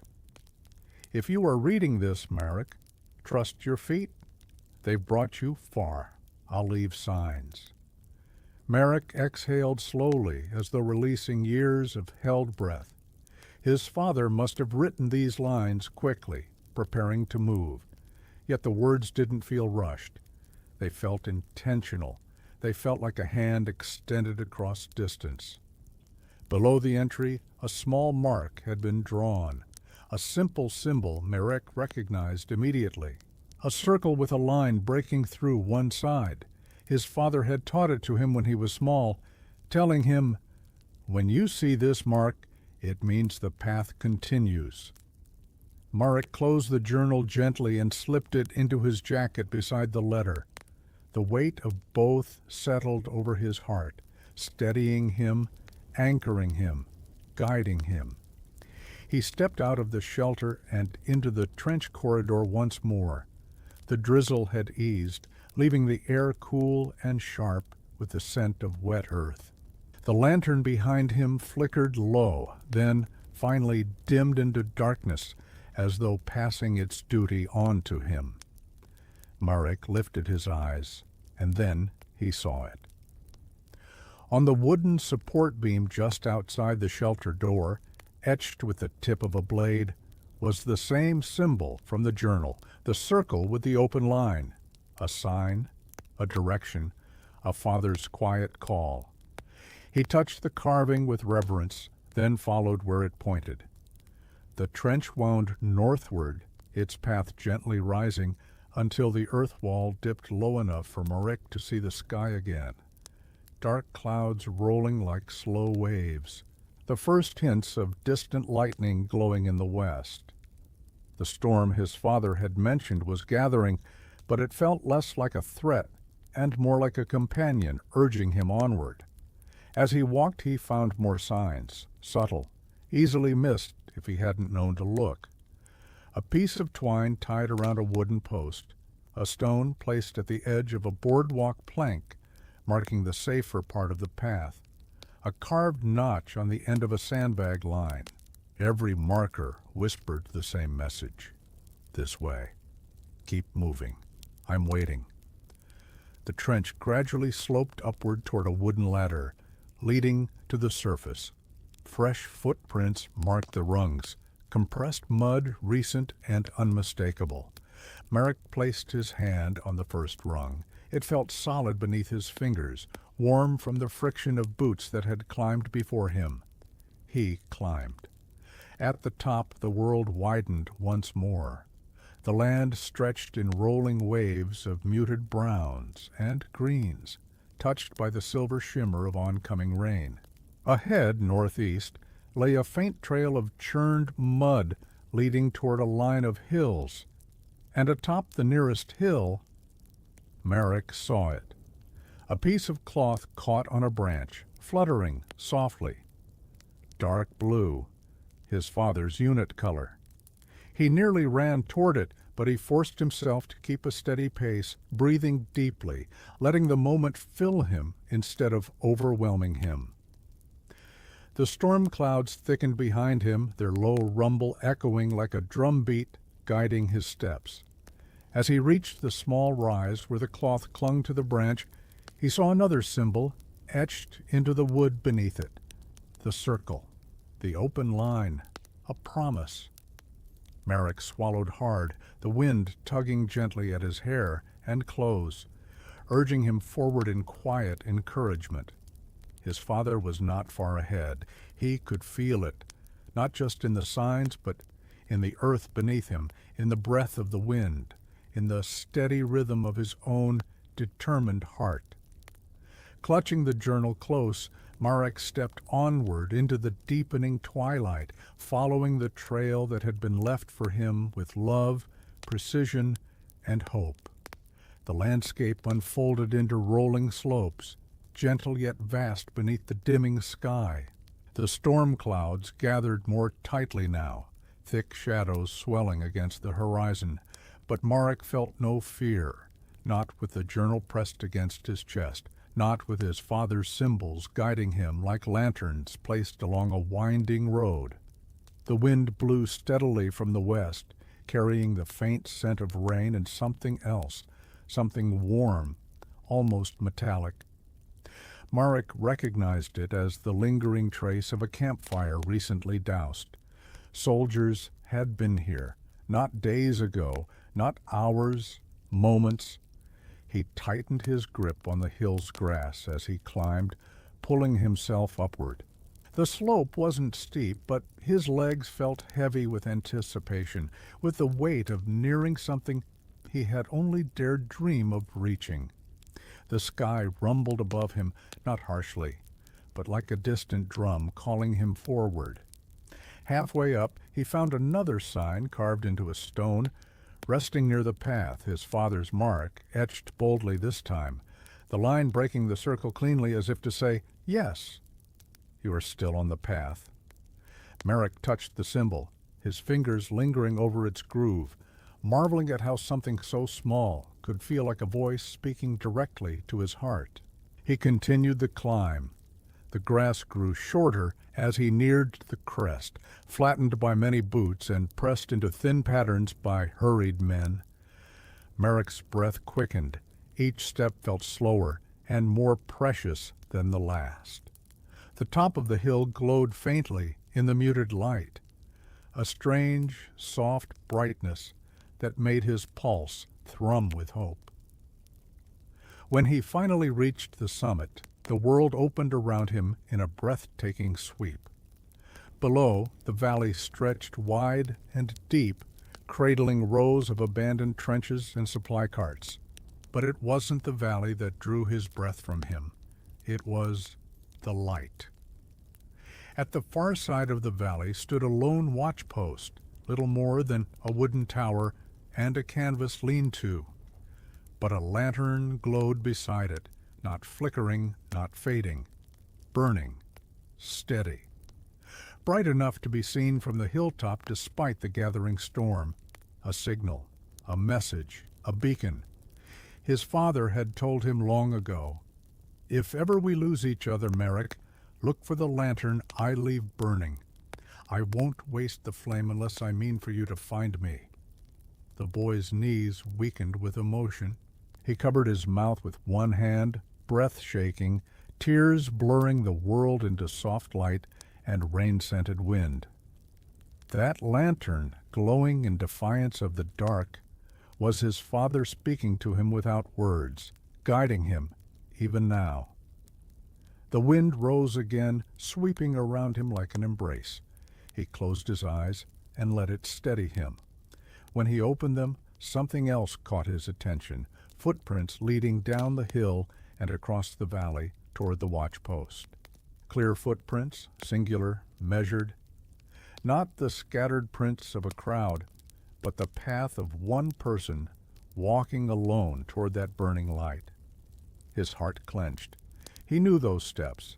He had watched them countless times, longer stride, even pace, the faint drag of the right boot from an old injury. his father's stride. The world seemed to pause, holding its breath with him. Merrick swallowed, wiped his eyes. Then began the descent, each step shakier but faster than the last, following the familiar footprints pressed into the wet earth. As he descended into the valley, thunder murmured above, low and rolling, like the sky clearing its voice. The lantern glowed brighter in the growing dimness, a star anchored in the world's broken places. Merrick reached the valley floor and turned toward the watchpost. The footprints continued, still recent, still unmistakable, still leading him forward, still telling him, "Almost there, my son." The storm wind whipped softly at his jacket, but Merrick didn't stop. He walked on, determined, hopeful, guided by the warm pulse of a light that had waited just for him. Merrick entered the valley with the lantern's glow shimmering faintly ahead, a warm pulse in the deepening gray. The tall grasses along the valley floor shifted in soft waves, pushed gently by the rising wind. Despite the thick clouds gathering above, the air here felt different, charged, alive, as if the earth itself understood the meaning of this moment. Every footprint he followed grew sharper, more recent, more certain. His father's pace was steady, sure, but also slow enough to seem deliberate, as if he had wanted Merrick to follow, as if he had trusted that the boy would come. The valley walls rose on either side, layered with stone and moss, creating a corridor that shielded him from the worst of the wind. Here, the rumble of the sky softened, echoing like distant drums wrapped in wool. The air smelled of damp soil, old wood, and, faint but clear, the smoke of a fire extinguished not long ago. As Merrick walked, he noticed small details along the path, a torn scrap of twine, a freshly broken twig, a shallow boot scuff in the dirt where someone had paused to adjust their pack. Each sign felt like a quiet greeting, a soft reassurance. "You're on the right path. I'm just ahead." The valley curved gently to the right. As Merrick rounded the bend, the lantern's glow brightened, shimmering with warm gold as the shadows deepened around him. It flickered, not in weakness, but in welcome. His breath trembled. A few steps later, he reached a cluster of old crates near the valley wall. They were weathered, partly collapsed, but one had been recently opened. Inside lay a strip of blue fabric, clean, neatly torn, tied into a loop that matched the unit markings of the 4th Infantry. Merrick lifted it with reverent fingers. The fabric was warm, warm from a hand that had held it minutes ago, his father's hand. The boy pressed the cloth to his chest, closing his eyes for a moment, as relief washed through him, gentle, powerful, almost overwhelming. He tucked the strip into his pocket beside the journal and the letter, forming a small collection of hope he carried over his heart.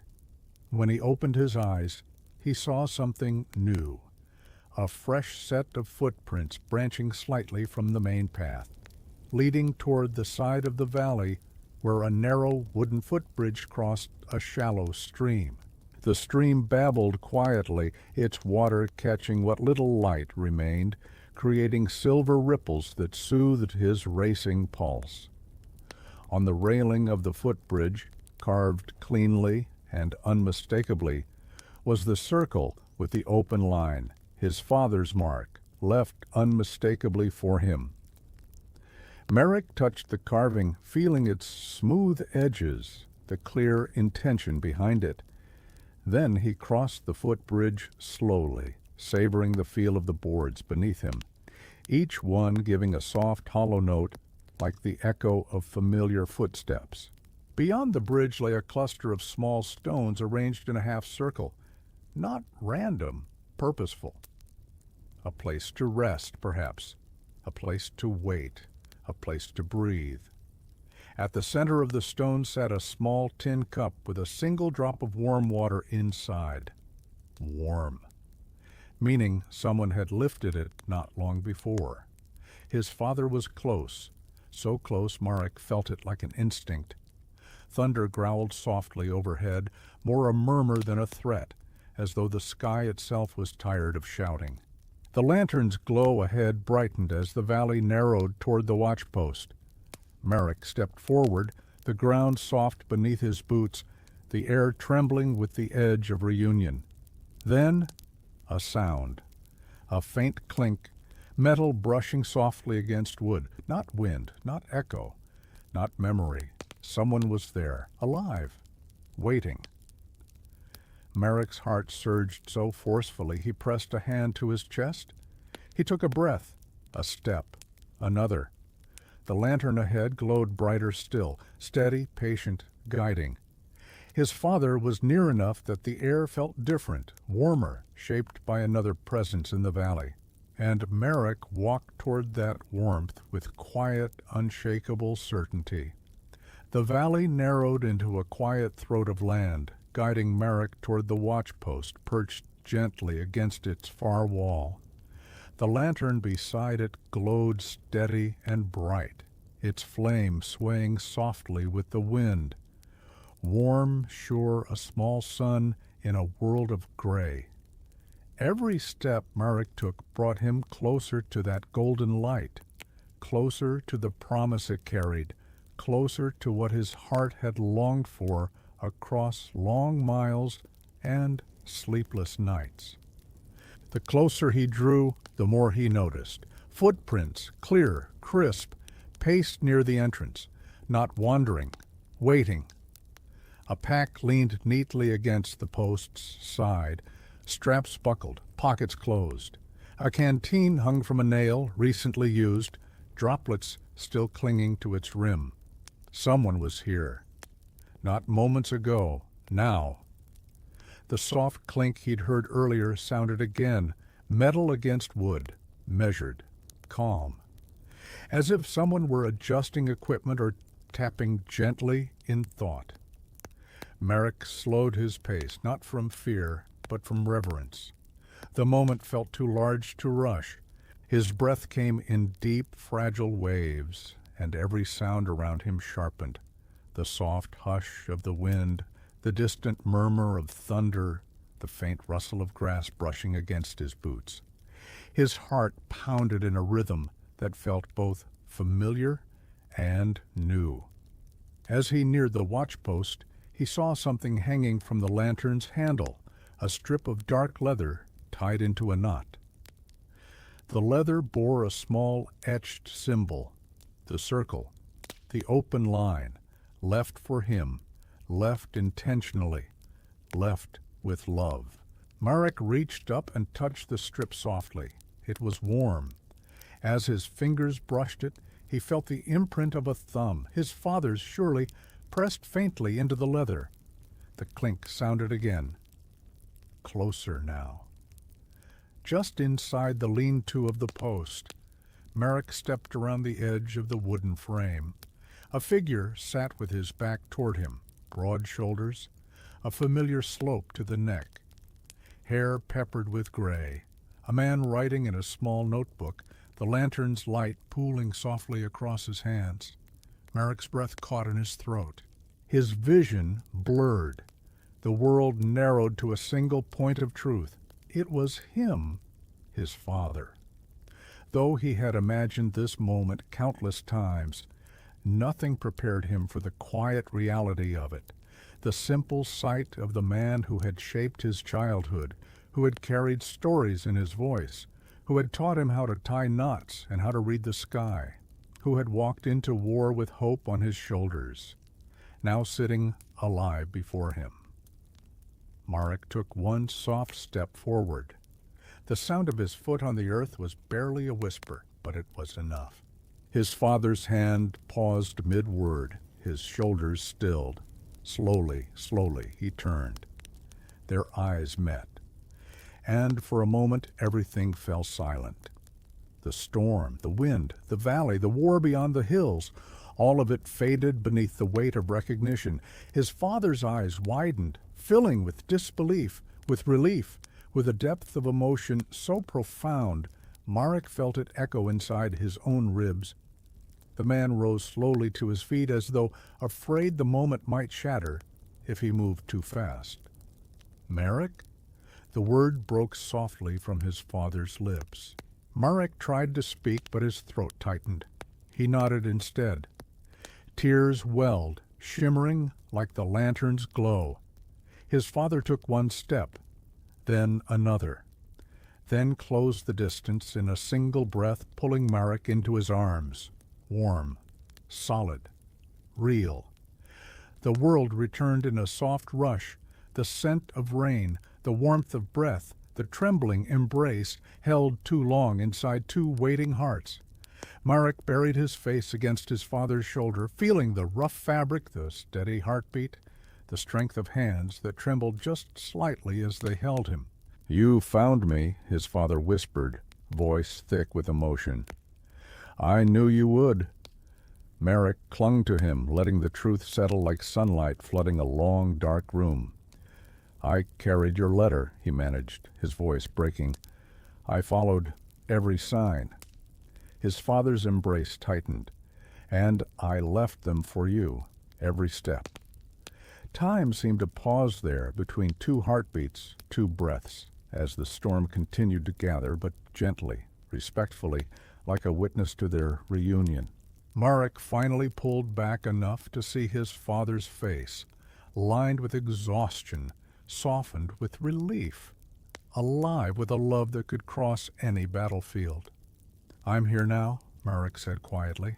His father cupped the side of his face with one weathered hand. "And I won't let you walk alone again." The lantern beside them flickered, then steadied, its flame rising with renewed strength. The sky above the watch-post deepened into a darker shade of gray, the clouds gathering like great slow-moving waves preparing to break. But beneath the heavy sky, father and son remained close, their presence softening the weight of the world around them.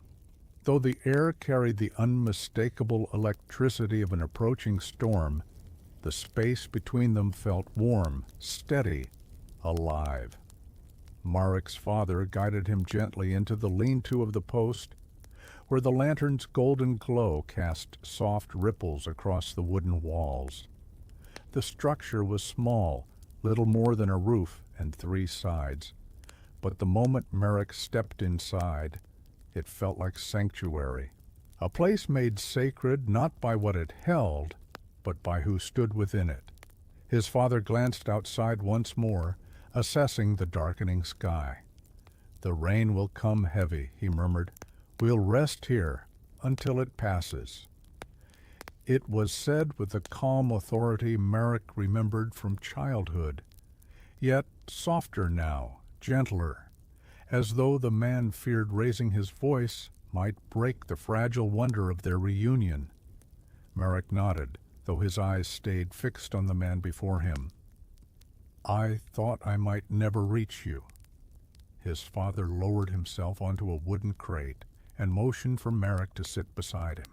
When Marek did, their shoulders touched, solid, real, grounding. "You did more than reach me," his father said quietly. "You crossed half the battlefield, alone." He paused, voice catching just slightly. "Your mother always said you had her courage." Marek looked down at his hands, warmed by the lantern's light. "I wasn't brave the whole time," he admitted softly. "No one ever is," his father replied. "But you still kept going." A soft rumble of thunder echoed across the valley, not loud but deep enough to remind them of the storm's approach. Outside the lean-to, the first heavy drops of rain began to fall, slow at first, then steadier, each one tapping gently against the canvas, like fingertips drumming in reassurance. The air cooled, carrying the scent of wet earth and the faint metallic tang of the storm. Marek watched the rain gather and pour off the edge of the roof, forming a shimmering curtain that separated them from the world beyond. His father reached into his pack and pulled out a small wrapped parcel. "I kept this with me," he said quietly, handing it over. "I hoped it might find its way home one day. I didn't expect you to bring yourself instead." Merrick opened the parcel carefully. Inside lay a folded piece of worn fabric, part of his father's uniform from years earlier, embroidered with their family's crest, a small bird carrying a branch, a symbol of peace, a symbol of home. Marek brushed his fingers over the stitching. "I remember this," he whispered. "I kept it to remind myself what I was fighting for," his father said, "and who I needed to return to." The storm intensified, rain falling in thick, angled sheets beyond the shelter. Wind pressed gently at the canvas walls, creating a soft rhythmic flutter like the beating of a distant heart. Yet, inside, the small lantern glowed warmer than ever, its flame unwavering despite the storm's breath. For a long while they spoke in low tones about Marek's journey, about the symbols left behind, about the orchard and the ravine and the trenches that had carried him forward. His father listened with deep, quiet attention, nodding slowly as though piecing together a map drawn from courage rather than ink. When Marek finished, his father placed a hand over his, steady and warm. "You walked through places that break grown men," he said, "and yet you carried hope through all of it. I cannot tell you how proud I am." Marek's throat tightened. "I only wanted to find you." "And you did," his father whispered. "You did." Outside, lightning flared behind the clouds, soft, muted, illuminating the valley in brief, ghostly silver. Thunder followed, gentle as thunder could be, rolling in long, low waves that felt more like a lullaby than a threat. Marek leaned against his father, letting the warmth of the moment calm the last trembling edge of his journey. The storm raged, the lantern glowed, and in the small shelter beneath the vast sky, father and son rested together for the first time in too long. The storm settled deeper into the valley as dusk folded itself gently across the land. Rain fell in long, slanted streaks, shimmering whenever lightning flickered behind the clouds. The air was cool and damp, a soft veil wrapping the world in muted sound. Outside the lean-to, the earth darkened to rich brown, soaking up the rain like a thirsty garden in the quiet hours before sleep. Inside, the lantern's glow cast warm circles of light across the shelter walls. Marek and his father sat close, wrapped in a silence that was not empty but full of the relief of reunion, full of the fragile peace that came after fear had loosened its hold, full of the understanding that neither of them wanted to let this moment slip away too quickly. Marek rested his head lightly against his father's shoulder, feeling the subtle rise and fall of breath. A simple rhythm, a familiar one. It anchored him more deeply than any word could. After a while, his father spoke in a low voice, shaped by exhaustion, but softened by love. "I feared that letter I left would be the last thing of mine you'd ever hold." Marek nodded slowly, his fingers brushing the journal tucked in his jacket. "It kept me going. Every time I felt lost, I thought of what you wrote." His father exhaled, a shaky sound, barely noticeable, over the whisper of rain. "I left signs because I hoped someday you might find your way through this land. But I never imagined you'd cross so much of it alone." "You left a trail," Marek said gently, "and hope follows trails."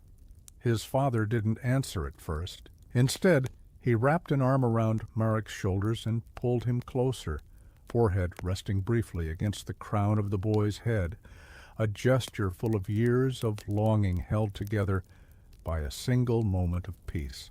The storm shifted, softening from steady rain to a delicate patter. The wind quieted. Thunder drifted farther away, rumbling like a tired giant settling in for sleep. The lean-to felt warmer now, shaped by their shared presence rather than the lantern's flame alone. "Tell me," Merrick said after a moment, "how close were you to leaving the valley?" "Close," his father admitted. "The battalion moved north yesterday at dawn. I stayed behind to scout the area before following, and I left the lantern lit, just in case." "In case of what?" His father's voice grew softer. "In case you ever tried to find me, I knew you might. You have a way of walking directly into the heart of things." Merrick felt a faint smile pull at his lips. "You taught me that." Lightning pulsed far above, turning the clouds into momentary sheets of pale silver. The valley lit up briefly, revealing shimmering rain and shadows softened by mist. The light faded again, leaving the world in darkness, touched only by the lantern's golden breath. "Will your battalion still be north of here?" Merrick asked quietly. His father nodded. "If the storm hasn't slowed them, we'll travel at first light. Together." Together. The word eased into Marek like warm water, filling the cold places the journey had carved inside him. He shifted, settling more comfortably against his father. The wooden crate beneath them creaked slightly. Outside, droplets gathered and fell from the lean-to's edge in soft, steady taps. "You should sleep," his father murmured. "This night is kinder than many."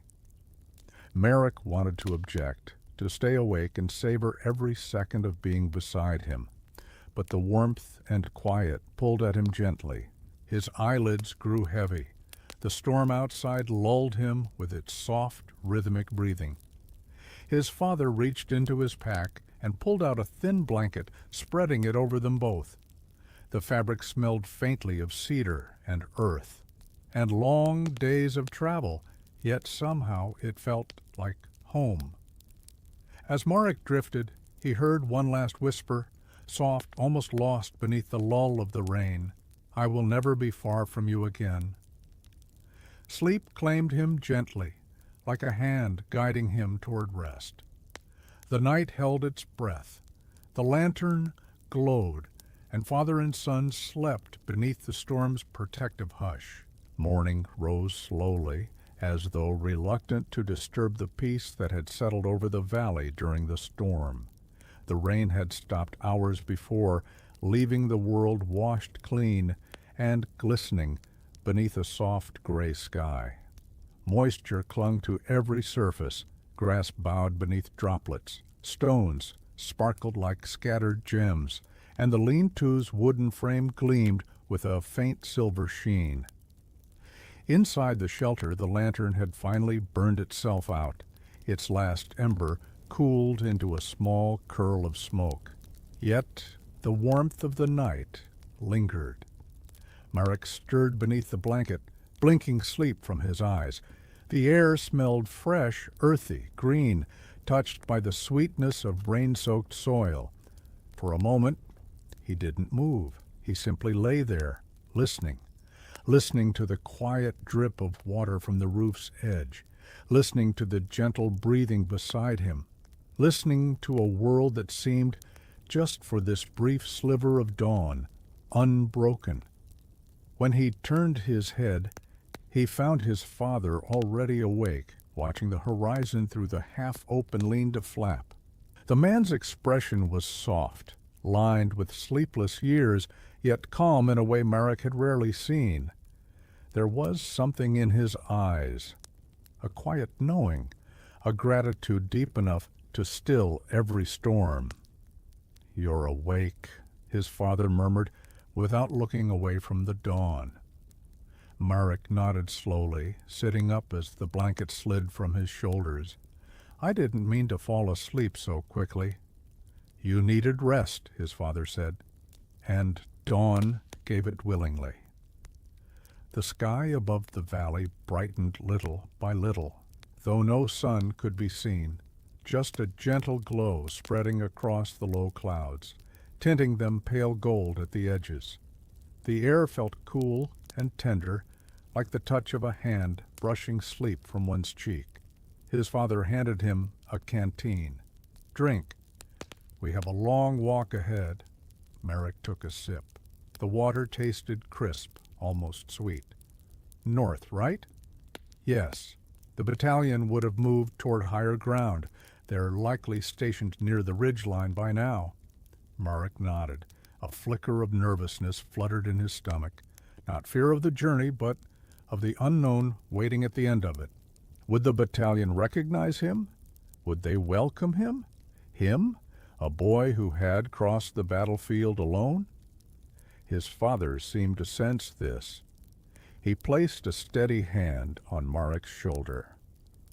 "You've walked through places many grown soldiers wouldn't dare tread," he said softly. "Wherever we go next, you go as the boy who carried hope across the battlefield." The words settled deep inside him, warm and steady, anchoring him to something greater than fear. Together they stepped out of the shelter into the cool dawn air. The valley stretched before them, its grasses bending gently in the breeze, the world still hazy with morning mist. The lantern remained behind, extinguished but no longer needed. His father pointed toward a faint trail in the grass winding toward the northern hills, fresh, purposeful, left by many boots. "That's our path." Merrick breathed in deeply. The air filled his lungs with a sense of beginning, an echo of the hope he had carried all this way, now shared with the man beside him. As they walked, their footsteps fell in quiet harmony, one sure, steady stride beside a smaller, determined one. Birds began to call from the valley walls, their songs soft but confident, as if they too welcomed the new day. Marek glanced up at his father. "Did you ever think I'd make it this far?" A smile tugged gently at the man's lips. "I hoped you wouldn't have to, but I knew. If the world ever pushed you toward hardship, you would walk through it with a heart strong enough to guide others." Merrick looked down at the muddy trail beneath them. "I wasn't guiding anyone." "You were guiding yourself," his father replied. "That is the hardest journey of all."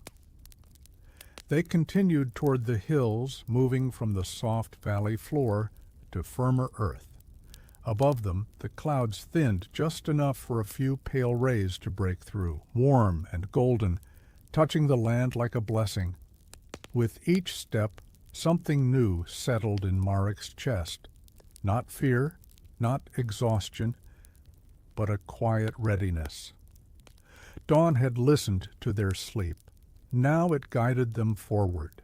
As father and son climbed toward the northern ridge, the land beneath their boots grew firmer, rising in long, gentle swells that seemed to lift them closer to the thinning light above. The storm clouds, once heavy and restless, drifted slowly apart, revealing soft streaks of pale blue sky like narrow windows into a calmer world. Their passage left only faint impressions in the damp soil. Two sets of footsteps, side by side, marking a journey no longer carried alone. The air up here was cooler, touched by the lingering breath of the storm. Each breeze hummed through the tall grass with a quiet song, as though the hill itself whispered encouragement in soft, patient tones. Marek inhaled deeply, letting the crisp air clear the last remnants of sleep from his mind. His father walked slightly ahead, not from instinct to lead, but as if making space beside him, inviting Marek to step into a world he belonged to, not as a child trailing behind, but as someone who had earned his presence. As they reached the midpoint of the ridge, distant sounds began drifting through the air, faint at first, muffled, blurred by distance and echo. Marek paused. "What is that?" His father lifted a hand, motioning him to listen. The breeze shifted. The sounds sharpened. Voices, low, calm, conversing, not shouts of battle, not cries of alarm. Human voices, steady and alive. Merrick's pulse quickened. "Soldiers?" "Most likely," his father said softly. "Ours. They would have set up a temporary station beyond the ridge. These lands are watched carefully." Merrick felt a flutter in his chest. Not fear, not exactly. Something like anticipation threaded with humility. He had crossed ruins, fields, valleys, and trenches. He had walked through silence and storm alike. But the thought of stepping into a camp of seasoned soldiers made him feel suddenly small, like the boy who once chased fireflies behind his home, not the one who had followed signs across a battlefield. His father looked at him with quiet certainty. "They will see you for what you are, not for your size, but for what you carried." Merrick swallowed, letting the words settle. "And what is that?" "Hope," his father said. "More than some men could carry." The voices grew clearer as they approached the ridge's crest. Men talking, boots shifting in dirt, the occasional clink of metal. Even the soft crackle of a small fire carried faintly on the wind. These sounds did not hold danger, but life, ordinary, grounding life. As they neared the crest, Merrick's father slowed, glancing at him. "Are you ready?" Merrick breathed deeply and nodded. "Yes." Together they stepped onto the ridge top. Below, nestled against the hillside, lay a modest encampment of soldiers, perhaps 20 in number. Canvas shelters dotted the slope. Fires smoldered in small pits, and men moved with the tired but determined rhythm of those who had survived difficult days and expected more ahead. The sight filled Merrick with awe. These were the men his father had walked with, laughed with, fought with, endured alongside. They looked worn, but still upright, weathered, but still breathing. Their presence steadied something inside Merrick he hadn't realized was trembling. One of the soldiers glanced up, then another, and another.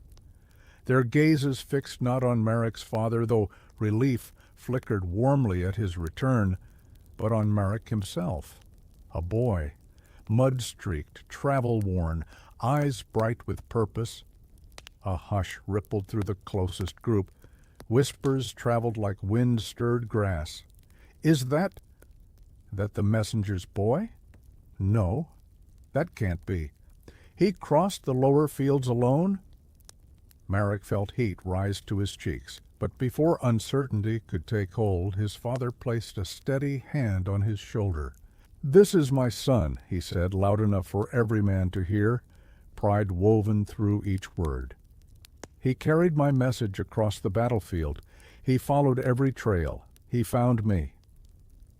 Silence followed, soft, stunned. Then one soldier stepped forward, removing his cap in quiet respect. Another straightened from where he sat. A third murmured something that Merrick didn't quite catch, something warm, something like incredible. But the most surprising moment came when an older soldier with a scar across his jaw approached and bowed his head slightly toward Merrick.